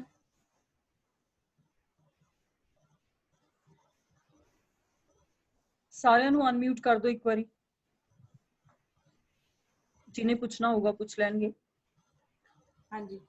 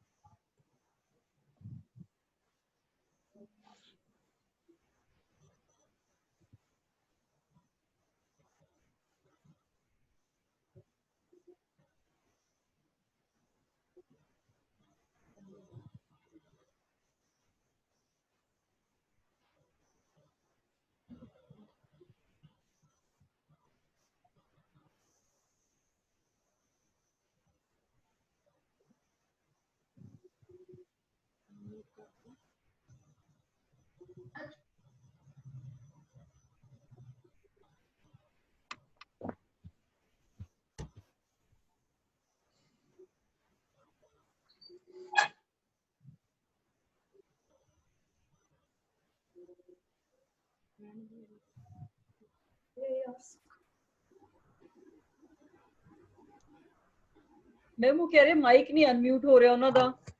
ਹੈਲੋ ਹਾਂ ਮੈਮ ਹੁਣ ਸਹੀ ਹੈ। ਹੈਲੋ ਹਾਂਜੀ ਸਤਿ ਸ਼੍ਰੀ ਅਕਾਲ ਮੈਮ। ਮੈਮ ਮੇਰਾ ਨਾਮ ਮੁਕੇਸ਼ ਆ, ਮੈਂ ਕੋਟਕਪੂਰੇ ਦਾ ਰਹਿਣ ਵਾਲਾ ਤੇ ਐਮਏ ਕਰ ਰਿਹਾ ਹਿੰਦੀ 'ਚ। ਤਾਂ ਮੈਮ ਮੈਂ ਐਮਏ ਦੇ ਨਾਲ ਨਾਲ ਨੈਟ ਜੇਆਰਐਫ ਦੀ ਵੀ ਮਤਲਬ ਤਿਆਰੀ ਕਰਦਾ ਪਿਆ ਹੈਗਾ। ਤਾਂ ਜਿਵੇਂ ਲੋਕਡਾਊਨ ਲੱਗਿਆ ਤੇ ਉਹਦੀ ਕੋਸ਼ਿਸ਼ ਮੇਰੀ ਪੂਰੀ ਰਹਿੰਦੀ ਕਿ ਮੈਂ ਆ ਲੋਕਡਾਊਨ 'ਚ ਮਤਲਬ ਪੂਰਾ ਫਾਇਦਾ ਚੱਕਾਂ ਤੇ ਵਧੀਆ ਤਿਆਰੀ ਮੇਰੀ ਹੋ ਜਾਵੇ ਮੈਮ। ਤਾਂ ਮੈਂ ਟਾਈਮ ਟੇਬਲ ਵੀ ਹਮੇਸ਼ਾ ਬਣਾ ਲੈਂਦਾ ਤੇ ਕਈ ਵਾਰੀ ਸਵੇਰੇ ਜਾ ਕੇ ਪੜ੍ਹਦਾ, ਪਰ ਮੈਂ ਕਈ ਵਾਰੀ ਮਨੋਂ ਇਹੋ ਜਿਹੀ ਦਿੱਕਤ ਹੁੰਦੀ ਹੈ ਕਿ ਪੜ੍ਹਦੇ ਪੜ੍ਹਦੇ ਕੋਈ ਇਹੋ ਜਿਹੀ ਮਨ 'ਚ ਕੋਈ ਘਟਨਾ ਯਾਦ ਆ ਜਾਂਦੀ ਹੈ ਜਾਂ ਕੁਝ ਹੋ ਜਾਂਦਾ ਕਿ ਉਸ ਤੋਂ ਬਾਅਦ ਮੇਰਾ ਪੜ੍ਹਨ ਦਾ ਬਿਲਕੁਲ ਹਿੰਮਤ ਹੀ ਟੁੱਟ ਜਾਂਦੀ ਆ। ਔਰ ਕਈ ਦਿਨ ਇਹੋ ਜਿਹੇ ਨਿਕਲ ਜਾਂਦੇ 5-5 ਦਿਨ 10-10 ਦਿਨ ਮੇਰੇ ਤੋਂ ਪੜ੍ਹਿਆ ਨਹੀਂ ਜਾਂਦਾ ਮੈਮ। ਇਹ ਥੋੜਾ ਮੈਨੂੰ ਦੱਸੋ ਸੋਲੂਸ਼ਨ ਇਹਦਾ। ਠੀਕ ਹੈ ਮੁਕੇਸ਼ ਬੇਟੇ, ਤੁਹਾਡੀ ਕੁਐਸਚਨ ਜਿਹੜਾ ਤੁਸੀਂ ਪੁੱਛਿਆ ਹੈ, ਇੱਕ ਮੈਨੂੰ ਗੱਲ ਯਾਦ ਆ ਰਹੀ ਸੀ ਕਿ ਜਦੋਂ ਜਿਹੜੀ ਟੋਬੈਕੋ ਕੰਪਨੀਜ਼ ਦੀ ਮੈਂ ਇੱਕ ਆਰਟੀਕਲ ਪੜ੍ਹਿਆ ਜਿਹਦੇ ਵਿੱਚ ਉਹਨਾਂ ਨੇ ਲਿਖਿਆ ਕਿ ਜਿਹੜਾ 1 ਜਨਵਰੀ 2 ਜਨਵਰੀ 3 ਜਨਵਰੀ ਇਹ ਪਹਿਲੇ ਕਹਿੰਦੇ 3-4 ਦਿਨ ਜਿਹੜੇ ਟੋਬੈਕੋ ਕੰਪਨੀਜ਼ ਹੈ ਉਹਨਾਂ ਦਾ ਬਿਜ਼ਨਸ ਫੇਲ ਹੋ ਜਾਂਦਾ ਹੈ। ਕਾਰਨ ਮੈਂ ਬਹੁਤ ਧਿਆਨ ਨਾਲ ਆਰਟੀਕਲ ਪੜ੍ਹਿਆ, ਉਹਦੇ ਵਿੱਚ ਉਹ ਕਹਿੰਦੇ ਵੀ ਜਦੋਂ ਪਹਿਲੇ 3 ਦਿਨ ਕਿਉਂ ਉਹਨਾਂ ਦਾ ਬਿਜ਼ਨਸ, ਬਾਕੀ ਉਸ ਤੋਂ ਬਾਅਦ ਫਿਰ ਫਲੋਰਿਸ਼ ਕਰ ਜਾਂਦਾ ਹੈ ਕਿਉਂਕਿ 31 ਦਸੰਬਰ ਨੂੰ ਜਦੋਂ ਨਵਾਂ ਸਾਲ ਚੜ੍ਹਨਾ ਹੁੰਦਾ ਹੈ, 1 ਜਨਵਰੀ ਨੂੰ ਲੋਕ ਰੈਜ਼ੋਲੂਸ਼ਨ ਲੈਂਦੇ ਹੈ, ਇੱਕ ਟਾਈਮ ਟੇਬਲ ਬਣਾ ਲੈਂਦੇ ਹੈ ਕਿ ਅਸੀਂ ਇਸ ਟਾਈਮ ਟੇਬਲ ਨੂੰ ਸਟ੍ਰਿਕਟਲੀ ਫੋਲੋ ਕਰਾਂਗੇ, ਅਸੀਂ ਨਸ਼ਾ ਛੱਡਤਾ, ਅਸੀਂ ਤੰਬਾਕੂ ਦਾ ਸੇਵਨ ਛੱਡਤਾ। ਤਾਂ ਉਹ ਜਿਹੜਾ ਰੈਜ਼ੋਲੂਸ਼ਨ ਹੈ ਉਹ 2-3 ਦਿਨ ਵੱਧ ਤੋਂ ਵੱਧ 4 ਦਿਨ ਕੰਮ ਕਰਦਾ। ਉਸ ਤੋਂ ਬਾਅਦ ਕੰਪਨੀਜ਼ ਜਿਨ੍ਹਾਂ ਦੇ ਪ੍ਰੋਡਕਟਸ ਫਿਰ ਸੇਲ ਹੋਣੇ ਬੰਦ ਹੋ ਜਾਂਦੇ ਆ ਉਹਨਾਂ ਦਿਨਾਂ ਦੇ ਵਿੱਚ। ਤਾਂ ਉਹ ਕਹਿੰਦੇ ਉਸ ਤੋਂ ਬਾਅਦ 4ਵੇਂ-5ਵੇਂ ਦਿਨ ਸਾਡਾ ਫੇਰ ਫਲੋਰਿਸ਼ ਕਰ ਜਾਂਦਾ ਹੈ। ਯਾਨੀ ਕਿ ਸਾਡੀ ਜਿਹੜੀ ਵਿਚਾਰ ਹੈ, ਜੋ ਅਸੀਂ ਇੱਕ ਦ੍ਰਿੜਤਾ ਸਾਡੇ ਸੰਕਲਪਾਂ ਦੇ ਵਿੱਚ ਹੋਣੀ ਚਾਹੀਦੀ ਹੈ, ਉਹ ਕਿਤੇ ਗੁਆਚੀ ਹੋਈ ਹੈ। ਤਾਂ ਉਹ ਜਿਹੜੀ ਸੰਕਲਪਾਂ ਦੇ ਵਿੱਚ ਦ੍ਰਿੜਤਾ ਦੀ ਸ਼ਕਤੀ ਕਿਵੇਂ ਆਉਣੀ ਹੈ, ਮੈਂ ਤੁਹਾਨੂੰ ਹੁਣੀ ਮੈਥਡ ਸ਼ੇਅਰ ਕੀਤੇ ਹੈ ਵੀ ਅਸੀਂ ਉਸ ਪਰਮਾਤਮਾ ਜਿਹਨੂੰ ਨੂੰ ਵੀ ਤੁਸੀਂ ਮੰਨਦੇ ਹੋ, ਉਹ ਹਾਈ ਫ੍ਰੀਕੁਐਂਸੀ ਹੈ, ਉਹ ਜਿਹੜੀ ਹੈ ਜਦੋਂ ਅਸੀਂ ਆਮ ਲੋਕਾਂ ਦੇ ਨਾਲ ਜੁੜਦੇ ਹਾਂ ਜਾਂ ਜਿਹੜੇ ਦੇਹਧਾਰੀ ਹੈਗੇ ਆ ਉਹਨਾਂ ਦੀ ਫ੍ਰੀਕੁਐਂਸੀ ਜਿਹੜੀ ਅੱਜ ਕੱਲ ਹਰ ਕੋਈ ਲੋਅਰ ਫ੍ਰੀਕੁਐਂਸੀ ਤੇ ਚੱਲ ਰਿਹਾ, ਪਰ ਉਸ ਪਰਮਾਤਮਾ ਦੇ ਨਾਲ ਜਿੰਨੀ ਦੇਰ ਤੱਕ ਅਸੀਂ ਆਪਣੀ ਕਨੈਕਸ਼ਨ ਨਹੀਂ ਜੋੜਾਂਗੇ ਤਾਂ ਸਾਡੇ ਅੰਦਰ ਇੱਕ ਦ੍ਰਿੜਤਾ ਦੀ ਸ਼ਕਤੀ ਦੀ ਘਾਟ ਰਹੂਗੀ, ਜਿਹਦੇ ਨਾਲ ਅਸੀਂ ਹਰ ਵਾਰੀ ਆਪਣਾ ਜਿਹੜਾ ਸਕੈਜੂਲ ਹੈ ਉਹਨੂੰ ਪਲਾਨ ਕਰਾਂਗੇ ਪਰ ਅਸੀਂ ਉਹਨੂੰ ਸਟ੍ਰਿਕਟਲੀ ਫੋਲੋ ਨਹੀਂ ਕਰ ਪਾਵਾਂਗੇ। ਤਾਂ ਬੇਟੇ ਤੁਸੀਂ ਇੱਕ ਵਾਰ ਸੋਚ ਲਓ ਕਿ ਮੈਂ ਇਹ ਪਲਾਨ ਕਰ ਲਿਆ, ਮੈਂ ਇੱਕ ਦਿਨ ਦੇ ਵਿੱਚ ਮੇਰਾ ਸਕੈਜੂਲ ਹੈ, ਭਲਾ ਕੋਈ ਮੇਰੇ ਫਰੈਂਡਸ ਆ ਜਾਣ, ਭਲਾ ਮੇਰੀ ਕੋਈ ਚਾਚੀਆਂ ਤਾਈਆਂ ਆ ਜਾਣ, ਮੈਂ ਇਹ ਟਾਈਮ ਹੈ ਜਿਹੜਾ ਇਹ ਮੇਰਾ ਪੜ੍ਹਨ ਦਾ ਹੀ ਹੈ, ਮੈਂ ਹੋਰ ਕੁਝ ਨਹੀਂ ਸੋਚਣਾ। ਅਗਰ ਮੇਰੀ ਬੁੱਧੀ ਦੇ ਵਿੱਚ ਕੁਝ ਹੋਰ ਚੀਜ਼ਾਂ ਚੱਲਦੀਆਂ ਕੋਈ ਗੱਲ ਨਹੀਂ, ਇੱਕਦਮ ਮਨ ਨੂੰ ਕਹੋ ਸਟਾਪ, ਬਾਅਦ ਚਾਈ ਬਾਰ-ਬਾਰ ਆ ਰਿਹਾ ਨੌਕ ਕਰ ਰਿਹਾ, ਮੈਂ ਉਹਨੂੰ ਕਹਿ ਰਿਹਾ ਕਿ ਮੈਂ ਬਿਜ਼ੀ ਹਾਂ, 1 ਮਿੰਟ ਠਹਿਰ ਜਾ, ਠੀਕ ਹੈ। ਉਹ ਦੁਬਾਰਾ ਫੇਰ ਆਊਗਾ ਅੱਧੇ ਘੰਟੇ ਬਾਅਦ ਫਿਰ 3-4 ਵਾਰ ਆਊਗਾ, ਉਹ ਦਫਾ ਕਰੋ, ਮੈਂ ਆਉਂਦਾ ਹੀ ਨਹੀਂ। ਇਸ ਤਰੀਕੇ ਦੇ ਨਾਲ ਉਹ ਵਿਚਾਰ ਜਿਹੜੇ ਸਾਡੇ ਅੰਦਰ ਕੋਈ ਤੁਸੀਂ ਕਹਿੰਦੇ ਨੈਗੇਟਿਵ ਚੱਲ ਪਏ ਜਾਂ ਕੋਈ ਇਹੋ ਜਿਹੀ ਪਰਿਸਥਿਤੀ ਬਣ ਗਈ ਤਾਂ ਉਹ ਆਉਣੇ ਹੀ ਬੰਦ ਹੋ ਜਾਣਗੇ ਜਦੋਂ ਤੁਸੀਂ ਉਹਨਾਂ ਨੂੰ ਐਂਟਰਟੇਨ ਨਹੀਂ ਕਰ ਰਹੇ। ਪਰ ਜਦੋਂ ਅਸੀਂ ਐਂਟਰਟੇਨ ਕਰਨ ਲੱਗ ਜਾਂਦੇ ਉਹਨਾਂ ਵਿਚਾਰਾਂ ਦੇ ਵਿੱਚ ਗੁੰਮ ਹੋ ਜਾਂਦੇ, ਹਾਂ ਤੂੰ ਦੱਸ, ਫਿਰ ਪ੍ਰੋਬਲਮਸ ਆ। ਠੀਕ ਹੈ ਜੀ ਮੈਮ, ਇੱਕ ਸਟੂਡੈਂਟ ਦਾ ਨੈਕਸਟ ਕੁਐਸਚਨ ਆ ਰਿਹਾ ਕਿ ਮੈਂ ਬੜੀ ਕੋਸ਼ਿਸ਼ ਕੀਤੀ ਹੈ ਪਰ ਸਵੇਰੇ ਉੱਠਿਆ ਨਹੀਂ ਜਾਂਦਾ। ਅੱਛਾ ਚਲੋ, ਅੰਮ੍ਰਿਤ ਵੇਲੇ ਉੱਠਣ ਤੇ ਬੇਟੇ ਤੁਸੀਂ ਰਾਤ ਨੂੰ ਅਰਦਾਸ ਕਰਕੇ ਪਾਓ, ਦਿਲੋਂ ਅਰਦਾਸ ਕਰੋ, ਕਿਸੇ ਦਿਨ ਅੱਜ ਕਰਕੇ ਦੇਖਿਓ। ਤੁਸੀਂ ਮੇਰੀ ਗੱਲ ਨੂੰ ਯਕੀਨ ਕਰੋ, ਰਾਤ ਨੂੰ ਤੁਸੀਂ ਇੰਨਾ ਇੱਕ ਸ਼ਕਤੀਸ਼ਾਲੀ ਇੱਕ ਪਾਵਰਫੁਲ ਥਾਟ ਦੇਣਾ ਹੈ ਕਿ ਮੈਂ ਅੰਮ੍ਰਿਤ ਵੇਲਾ ਰੋਜ਼ ਉੱਠਦੀ, ਚਾਹੇ ਤੁਸੀਂ ਨਹੀਂ ਉੱਠ ਰਹੇ, ਇਹ ਗੱਲ ਸੱਚ ਨਹੀਂ ਹੈਗੀ, ਪਰ ਤੁਸੀਂ ਇੱਕ ਥਾਟ ਦੇਤਾ, ਮਾਈਂਡ ਨੂੰ ਇੱਕ ਮੈਸੇਜ ਚਲਾ ਗਿਆ ਕਿ ਮੈਂ ਅੰਮ੍ਰਿਤ ਵੇਲੇ ਰੋਜ਼ ਉੱਠਦੀ ਹਾਂ। ਜਿੰਨੇ ਵਜੇ ਵੀ ਤੁਸੀਂ ਕਲਪਨਾ ਕੀਤੀ ਹੈ ਵੀ ਮੈਂ 3 ਵਜੇ 4 ਵਜੇ 5 ਵਜੇ ਜਿੰਨਾ ਵਜੇ ਵੀ ਤੁਸੀਂ ਉੱਠਣਾ ਚਾਹੁੰਦੇ ਹੋ, ਤੁਸੀਂ ਉਹ ਟਾਈਮ ਆਪਣੇ ਮਨ ਨੂੰ ਦਿਓ। ਤਾਂ ਮਾਈਂਡ ਦੇ ਵਿੱਚ ਇੱਕ ਬਾਇਓਲੋਜੀਕਲ ਅਲਾਰਮ ਹੈ। ਹੁਣ ਮੈਨੂੰ ਇੰਨੇ ਸਾਲ ਹੋ ਗਏ ਇੰਨੀ ਜਲਦੀ ਉੱਠਦਿਆਂ ਨੂੰ, ਤਾਂ ਮੈਨੂੰ ਕਦੇ ਵੀ ਅਲਾਰਮ ਦੀ ਲੋੜ ਨਹੀਂ ਪੈਂਦੀ। ਜੇ ਮੈਨੂੰ ਸਪੋਜ਼ ਰਾਤ ਨੂੰ ਵੀ ਕਈ ਵਾਰੀ 11-12 ਵੱਜ ਜਾਣ, ਮੈਂ ਕਿਸੇ ਪ੍ਰੋਜੈਕਟ ਤੇ ਕੰਮ ਕਰ ਰਹੀ ਹਾਂ, ਤਾਂ ਵੀ ਮੇਰੀ ਜਿਹੜੀ ਸਵੇਰੇ ਹੈ ਉਸ ਸਮੇਂ ਤੇ ਨੀਂਦ ਖੁੱਲਣੀ ਹੈ। ਤਾਂ ਅੰਮ੍ਰਿਤ ਵੇਲਾ 2:30 ਵਜੇ 2 ਵਜੇ ਸ਼ੁਰੂ ਹੋ ਜਾਂਦਾ ਹੈ। ਉਸ ਵੇਲੇ ਪਰਮਾਤਮਾ ਹਰੇਕ ਨੂੰ ਆ ਕੇ ਇੱਕ ਵਾਰੀ ਦਸਤਕ ਜ਼ਰੂਰ ਦਿੰਦਾ ਹੈ, ਪਰ ਆਪਾਂ ਉਹ ਥੋੜਾ ਜਿਹਾ ਪਾਸਾ ਜਿਹਾ ਲੈ ਕੇ ਤੇ ਸੌ ਜਾਂਦੇ ਨੇ ਕਿ ਨਹੀਂ ਮੈਂ ਕਰਨਾ ਕੀ ਹੈ ਉੱਠ ਕੇ। ਤਾਂ ਉਹਨਾਂ ਨੂੰ ਕਹੋ ਕਿ ਨਹੀਂ, ਉਹ ਜਿਹੜੀ ਇੱਕ ਮੈਡੀਟੇਸ਼ਨ, ਇੱਕ ਸਿਮਰਨ ਦੇ ਨਾਲ ਸਾਡੇ ਅੰਦਰ ਜਿੰਨੀ ਚਾਰਜਿੰਗ ਅਸੀਂ ਕਰਨੀ ਹੈ, ਜਿਵੇਂ ਮੋਬਾਈਲ ਨੂੰ ਚਾਰਜ ਕਰਦੇ ਹਾਂ, ਮਨ ਨੂੰ ਚਾਰਜ ਕਰਨਾ ਵੀ ਬਹੁਤ ਜ਼ਰੂਰੀ ਹੈ। ਅਸੀਂ ਲੋਕ ਉਹ ਭੁੱਲੇ ਹੋਏ ਹਾਂ। ਤੁਸੀਂ ਉਹ ਰਾਤ ਨੂੰ 5 ਮਿੰਟ ਉਸ ਪਰਮਾਤਮਾ ਨੂੰ ਯਾਦ ਕਰੋ, ਜਿਵੇਂ ਮੈਂ ਤੁਹਾਨੂੰ ਥਾਟਸ ਦੱਸਿਆ। ਜਿਹੜੀ ਚੀਜ਼ਾਂ ਨਹੀਂ ਹੈਗੀ ਨਾ, ਉਹਨਾਂ ਨੂੰ ਤੁਸੀਂ ਕਹੋ ਹੈਗੀ ਹੈ, ਕਿ ਮੈਂ ਉੱਠਦੀ ਹਾਂ, ਮੈਂ ਆਪਣੇ ਸਾਰੇ ਕੰਮ ਬਿਲਕੁਲ ਸਹੀ ਕਰ ਰਹੀ ਹਾਂ। ਜਿਹੜੀ ਚੀਜ਼ਾਂ ਤੁਹਾਡੀ ਨਹੀਂ ਹੋ ਰਹੀਆਂ ਇਸ ਵੇਲੇ ਪ੍ਰੈਜ਼ੈਂਟ ਸਿਨੈਰੀਓ 'ਚ ਨਹੀਂ ਹੋ ਰਹੀਆਂ, ਪਰ ਉਹਨਾਂ ਨੂੰ ਤੁਸੀਂ ਕਹੋ ਕਿ ਹੋ ਰਹੀ, ਤੇ ਉਹ ਚੀਜ਼ਾਂ ਤੁਸੀਂ ਦੇਖਿਓ 3 ਦਿਨ ਬਾਅਦ 5 ਦਿਨ ਬਾਅਦ ਉਹ ਸੱਚ ਇੰਸਟੈਂਟ ਰਿਜ਼ਲਟਸ ਮਿਲਣਗੇ ਤੁਹਾਨੂੰ। ਇਹਦੇ ਲਈ ਵੇਟ ਨਹੀਂ ਕਰਨੀ ਪਊਗੀ, instantly you will get the results. ਤੁਸੀਂ ਮੈਨੂੰ ਟੈਲੀਫੋਨ ਕਰਕੇ ਦੱਸਿਓ ਸਵੇਰੇ ਤੁਸੀਂ ਕਿੰਨੇ ਵਜੇ ਉੱਠੇ। ਅੱਜ ਇੱਕ ਪਾਵਰਫੁਲ ਥਾਟ ਕ੍ਰੀਏਟ ਕਰਿਓ ਕਿ ਮੈਂ ਅੰਮ੍ਰਿਤ ਵੇਲਾ ਰੋਜ਼ ਉੱਠਦੀ ਹਾਂ, ਤੇ ਕੱਲ ਵੀ ਮੈਨੂੰ ਪਰਮਾਤਮਾ ਦੀ ਬਖਸ਼ਿਸ਼ ਹੋਊਗੀ, ਪਰਮਾਤਮਾ ਆਪ ਮੈਨੂੰ ਆ ਕੇ ਜਗਾਉਣਗੇ, ਤੇ ਤੁਸੀਂ ਰੀਅਲੀ ਫੀਲ ਕਰੋਗੇ ਕਿ ਪਰਮਾਤਮਾ ਤੁਹਾਨੂੰ ਜਗਾ ਰਹੇ ਹੈ। ਹਾਂਜੀ ਹੈਲੋ ਮੈਮ। ਹਾਂਜੀ मैम सत श्री अकाल जी, मेरा नाम Gurpreet Kaur, central university of Punjab से। ਹਾਂਜੀ मैम ਜਿਹੜਾ ਮਨ ਆ ਸਾਡਾ, ਇਹ ਸਾਰੀਆਂ ਸਮੱਸਿਆਵਾਂ ਦੀ ਜੜ ਹੈ ਜੀ।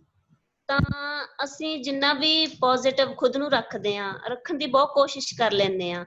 1-2 ਦਿਨ ਮੈਂ ਪੂਰੇ ਹੋ ਜਾਂਦੇ ਆ ਵੀ ਹਾਂਜੀ ਇਹ ਵੀ ਕਰ ਲੈਣਾ, ਉਹ ਵੀ ਕਰ ਲੈਣਾ, ਤਾਂ ਮੈਮ ਬਾਅਦ ਦੇ ਵਿੱਚ ਮਨ ਸਾਡਾ ਜਿਹੜਾ ਦੁਬਾਰਾ ਡਗਮਗਾ ਜਾਂਦਾ ਹੈ, ਉਹਦਾ ਕੀ ਕਰੀਏ?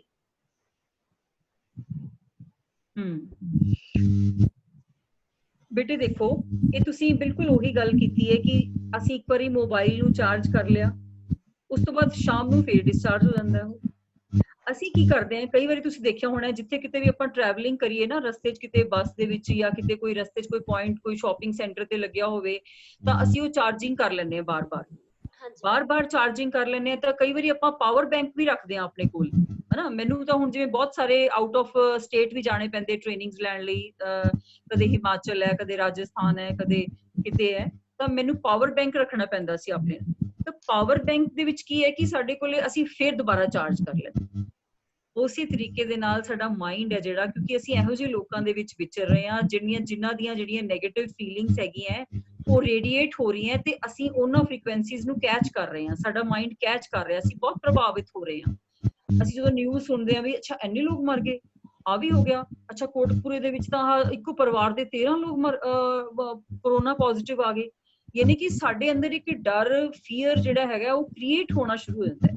ਪਰ ਜਦੋਂ ਅਸੀਂ ਚਾਰਜਿੰਗ, ਜਿਵੇਂ ਉਹ ਕਹਿੰਦੇ ਨਾ ਪਰਮਾਤਮਾ 8 ਪਹਿਰ ਆਰਾਧੀ ਹੈ, ਵੀ ਸਾਨੂੰ ਜਿਹੜੀ ਜਿਵੇਂ ਮੋਬਾਈਲ ਬਾਰ-ਬਾਰ ਚਾਰਜ ਕਰਦੇ ਆ, ਨਹੀਂ ਤਾਂ ਸਾਨੂੰ ਕਿੰਨੀ ਔਖੀ ਸਥਿਤੀ, ਅਗਰ ਸਪੋਜ਼ ਮੇਰਾ 1% ਮੋਬਾਈਲ ਰਹਿ ਗਿਆ, ਤਾਂ ਮੈਨੂੰ ਲੋਕਾਂ ਵੱਲ ਦੇਖਣਾ ਪੈਂਦਾ, ਮਿੰਟ ਕੱਢਣੀ ਪੈਂਦੀ ਹੈ ਵੀ ਮੈਨੂੰ ਪਲੀਜ਼ ਨਹੀਂ, ਮੈਂ ਕਾਲ ਕਰਨੀ ਹੈ, ਮੇਰੀ ਅਰਜੈਂਟ ਹੈ।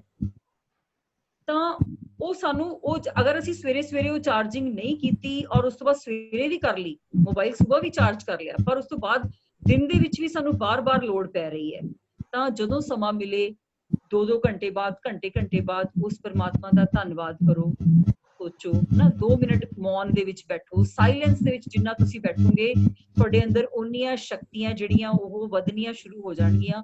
ਤਾਂ ਤੁਹਾਡੀ ਜਿਹੜੀ ਤੁਸੀਂ ਕਹਿੰਦੇ ਹੋ ਨਾ ਕਿ ਮਨ ਨਹੀਂ ਕਰਦਾ, ਉਹ ਮਨ ਕਰਨ ਲੱਗ ਜੂਗਾ, ਮਨ ਤੁਹਾਡੇ ਵਸ਼ ਚ ਆ ਜੂਗਾ। ਮਨ ਜੀਤੇ ਜਗ ਜੀਤ, ਮਨ ਨੂੰ ਜਿੱਤ ਲਿਆ ਨਾ, ਇਹ ਸਭ ਤੋਂ ਵੱਡਾ ਟਾਸਕ ਹੈਗਾ ਸਾਡੇ ਲਈ। ਤਾਂ ਇਹਨੂੰ ਤੁਸੀਂ ਜਿਹੜਾ ਹੈਗਾ ਗੁਰਬਾਣੀ ਨੂੰ ਤੁਸੀਂ ਮੰਨ ਲਓ ਕਿ ਸਕਸੈਸ ਮੈਨੂਅਲ ਹੈ ਸਾਡਾ। ਉਸ ਮੈਨੂਅਲ ਦੇ ਵਿੱਚੋਂ ਦੀ ਸਾਨੂੰ ਡੇਲੀ ਕੁਛ ਨਾ ਕੁਛ ਇੱਕ ਲਾਈਨ ਤੇ ਵਰਕਆਊਟ ਕਰਨਾ ਚਾਹੀਦਾ ਹੈ।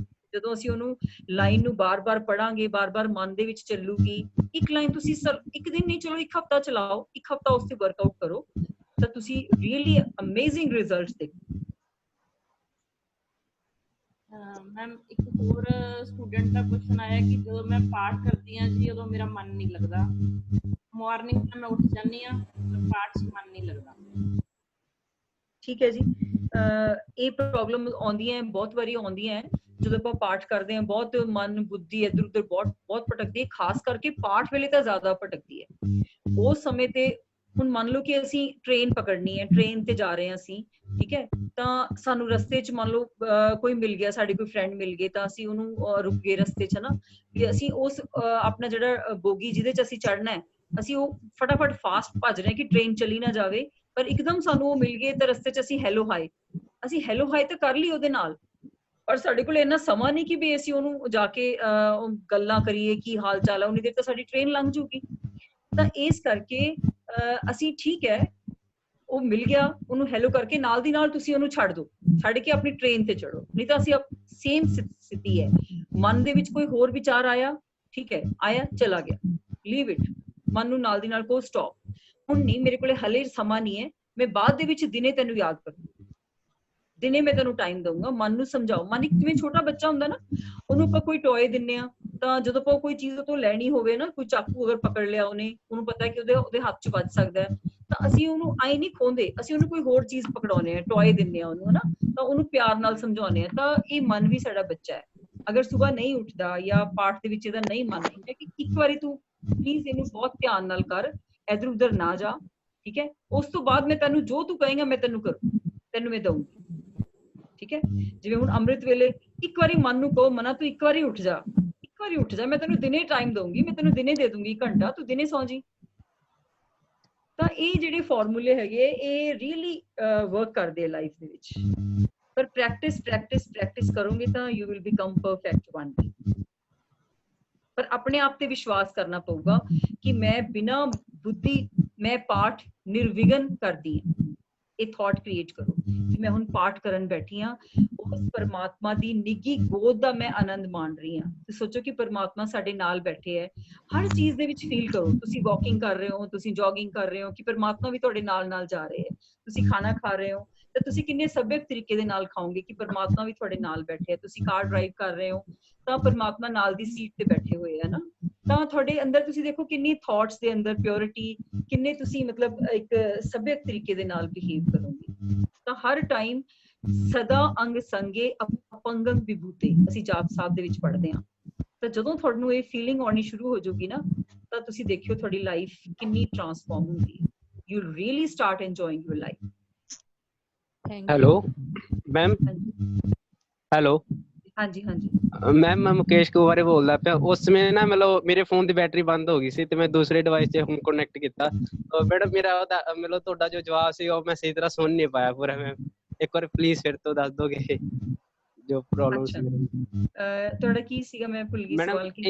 ਇੰਜ ਸੀ ਕਿ ਮੈਂ ਟਾਈਮ ਟੇਬਲ ਬਣਾ ਕੇ ਪੂਰਾ ਦਿਨ ਦਾ ਟਾਈਮ ਟੇਬਲ ਬਣਾ ਕੇ ਤੁਸੀਂ ਸਟ੍ਰਿਕਟਲੀ ਫੋਲੋ ਨਹੀਂ ਕਰ ਪਾਉਂਦੇ, ਹੈ ਨਾ? ਹਾਂ ਹਾਂਜੀ ਮੈਮ, ਤਾਂ ਕਈ ਵਾਰੀ ਮਨ 'ਚ ਇੱਕ ਥਾਟ ਦਿਓ ਆਪਣਾ, ਜਦੋਂ ਵੀ ਤੁਸੀਂ ਸਵੇਰ ਉੱਠਦੇ ਹੋ ਉੱਠਣ ਸਾਰ, ਕਿ ਮੈਂ ਜਿਹੜਾ ਆਪਣਾ ਟਾਈਮ ਟੇਬਲ ਹੈਗਾ ਮੈਂ ਇਹ ਬਣਾਇਆ ਹੋਇਆ ਹੈ ਤੇ ਮੈਂ ਇਹਨੂੰ ਸਟ੍ਰਿਕਟਲੀ ਫੋਲੋ ਕਰੂੰਗਾ। ਮੇਰੇ ਅੰਦਰ ਇੰਨੀ ਪਾਵਰ ਨਹੀਂ ਹੈਗੀ, ਮੈਂ ਇੰਨਾ ਸਮਰੱਥ ਨਹੀਂ ਹੈ, ਪਰ ਮੈਂ ਉਸ ਪਰਮਾਤਮਾ ਦੀ ਬਖਸ਼ਿਸ਼ ਜਿਹੜੀ ਹੈ ਉਹਦਾ ਹੱਥ ਮੇਰੇ ਸਿਰ ਦੇ ਉੱਤੇ ਹੋਊਗਾ ਹਮੇਸ਼ਾ ਲਈ, ਤਾਂ ਫਿਰ ਮੈਂ ਇਹ ਚੀਜ਼ਾਂ ਸਾਰੀਆਂ ਪੋਸੀਬਲ ਕਰ ਸਕਦਾ। ਉਸ ਦੇ ਸਾਥ ਤੋਂ ਬਿਨਾ ਕਿ ਹੇ ਪਰਮਾਤਮਾ ਤੇਰੇ ਸਾਥ ਤੋਂ ਬਿਨਾ ਮੈਂ ਇਹ ਕਰ ਨਹੀਂ ਪਾ ਰਿਹਾ, ਪਲੀਜ਼ ਮੇਰੇ ਨਾਲ ਮੇਰੇ ਅੰਗ ਸੰਗ ਸਹਾਈ ਹੋ ਕੇ ਮੈਨੂੰ ਇਹਨਾਂ ਚੀਜ਼ਾਂ ਦੇ ਵਿੱਚ ਹੈਲਪ ਕਰ। ਤੇ ਉਹ ਤੁਸੀਂ ਬਿਲੀਵ ਕਰੋ ਉਹ ਸੱਚੀ ਆਊਗਾ, ਤੁਸੀਂ ਖੁਦ ਫੀਲ ਕਰੋਗੇ ਕਿ ਇਹ ਮੈਂ ਕਿਵੇਂ ਕਰ ਰਿਹਾ, ਇਹ ਤਾਂ ਮੈਂ ਕਰ ਹੀ ਨਹੀਂ ਸੀ ਸਕਦਾ ਸੀਗਾ, ਇਹ ਮੇਰੇ ਇੰਨੇ ਨੰਬਰ ਕਿਵੇਂ ਆ ਗਏ, ਮੈਂ ਤਾਂ ਕਦੇ ਵੀ ਨਹੀਂ ਆਏ ਇੰਨੇ ਨੰਬਰ, 90% ਤਾਂ ਮੇਰੇ ਅੱਜ ਤੱਕ ਨਹੀਂ ਆਏ, ਇਹ ਮੇਰੇ ਕਿਵੇਂ ਆ ਗਏ। ਜਦੋਂ ਅਸੀਂ ਉਸ ਪਰਮਾਤਮਾ ਨੂੰ ਸ਼ਾਮਿਲ ਕਰ ਲਿਆ ਤਾਂ ਉਹਦੇ ਵਿੱਚ ਗਲਤੀ ਦੇ ਚਾਂਸਸ ਵੀ ਘਟ ਜਾਣਗੇ। Thank you ma'am. Madam Maninder ਜੀ, ਮੈਂ ਬਹੁਤ ਤੁਹਾਡਾ ਧੰਨਵਾਦ ਕਰਦੀ ਹਾਂ, ਤੁਸੀਂ ਬਹੁਤ ਹੀ ਵਧੀਆ ਤੇ ਕੀਮਤੀ ਵਿਚਾਰ ਸਾਡੇ ਵਿਦਿਆਰਥੀਆਂ ਨਾਲ ਸਾਂਝੇ ਕੀਤੇ। ਮੈਂ ਆਸ ਕਰਦੀ ਹਾਂ ਕਿ ਇਹ ਕੀਮਤੀ ਗੱਲਾਂ ਜੋ ਉਹਨਾਂ ਨੇ ਸਾਡੇ ਨਾਲ ਸਾਂਝੀਆਂ ਕੀਤੀਆਂ ਹੈ ਵਿਦਿਆਰਥੀ ਆਪਦੇ ਜੀਵਨ ਵਿੱਚ ਅਪਣਾਉਣਗੇ ਤੇ ਇੱਕ ਆਪਦਾ ਸਫਲ ਜੀਵਨ ਬਣਾਉਣਗੇ। ਤੇ ਮੈਨੂੰ ਸਟੂਡੈਂਟਸ ਦੀਆਂ ਬਹੁਤ ਹੀ ਵਿਦਿਆਰਥੀਆਂ ਦੀਆਂ ਬਹੁਤ ਰਿਕੁਐਸਟ ਆ ਰਹੀਆਂ ਚੈਟ ਦੇ ਵਿੱਚ, ਮੈਂ ਪੜ੍ਹ ਰਹੀ ਸੀ ਤੇ ਉਹਨਾਂ ਦੇ ਰਿਕੁਐਸਟ ਤੇ ਅਸੀਂ 25 ਤਰੀਕ ਨੂੰ ਫਿਰ 4:30 ਵਜੇ ਸ਼ਾਮ ਨੂੰ ਇਕੱਠੇ ਹੋਵਾਂਗੇ। ਅਸੀਂ ਡਾਕਟਰ ਮਨਦੀਪ ਸਿੰਘ ਹੈਗੇ ਅਬੋਹਰ ਤੋਂ ਜੀ, ਏਡੀਓ ਐਗਰੀਕਲਚਰ ਡਿਪਾਰਟਮੈਂਟ ਅਬੋਹਰ, ਉਹ ਜੋਏ ਆਫ ਲਰਨਿੰਗ ਤੇ ਆਪਾਂ ਨੂੰ ਆਪਣੇ ਨਾਲ ਵਿਚਾਰ ਸਾਂਝੇ ਕਰਨਗੇ।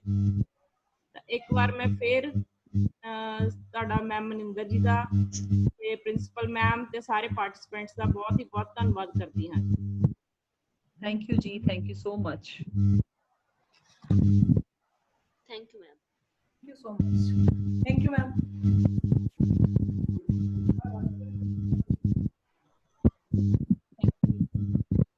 Thanks, ma'am. Thank you, ma'am. Thank you, ma'am.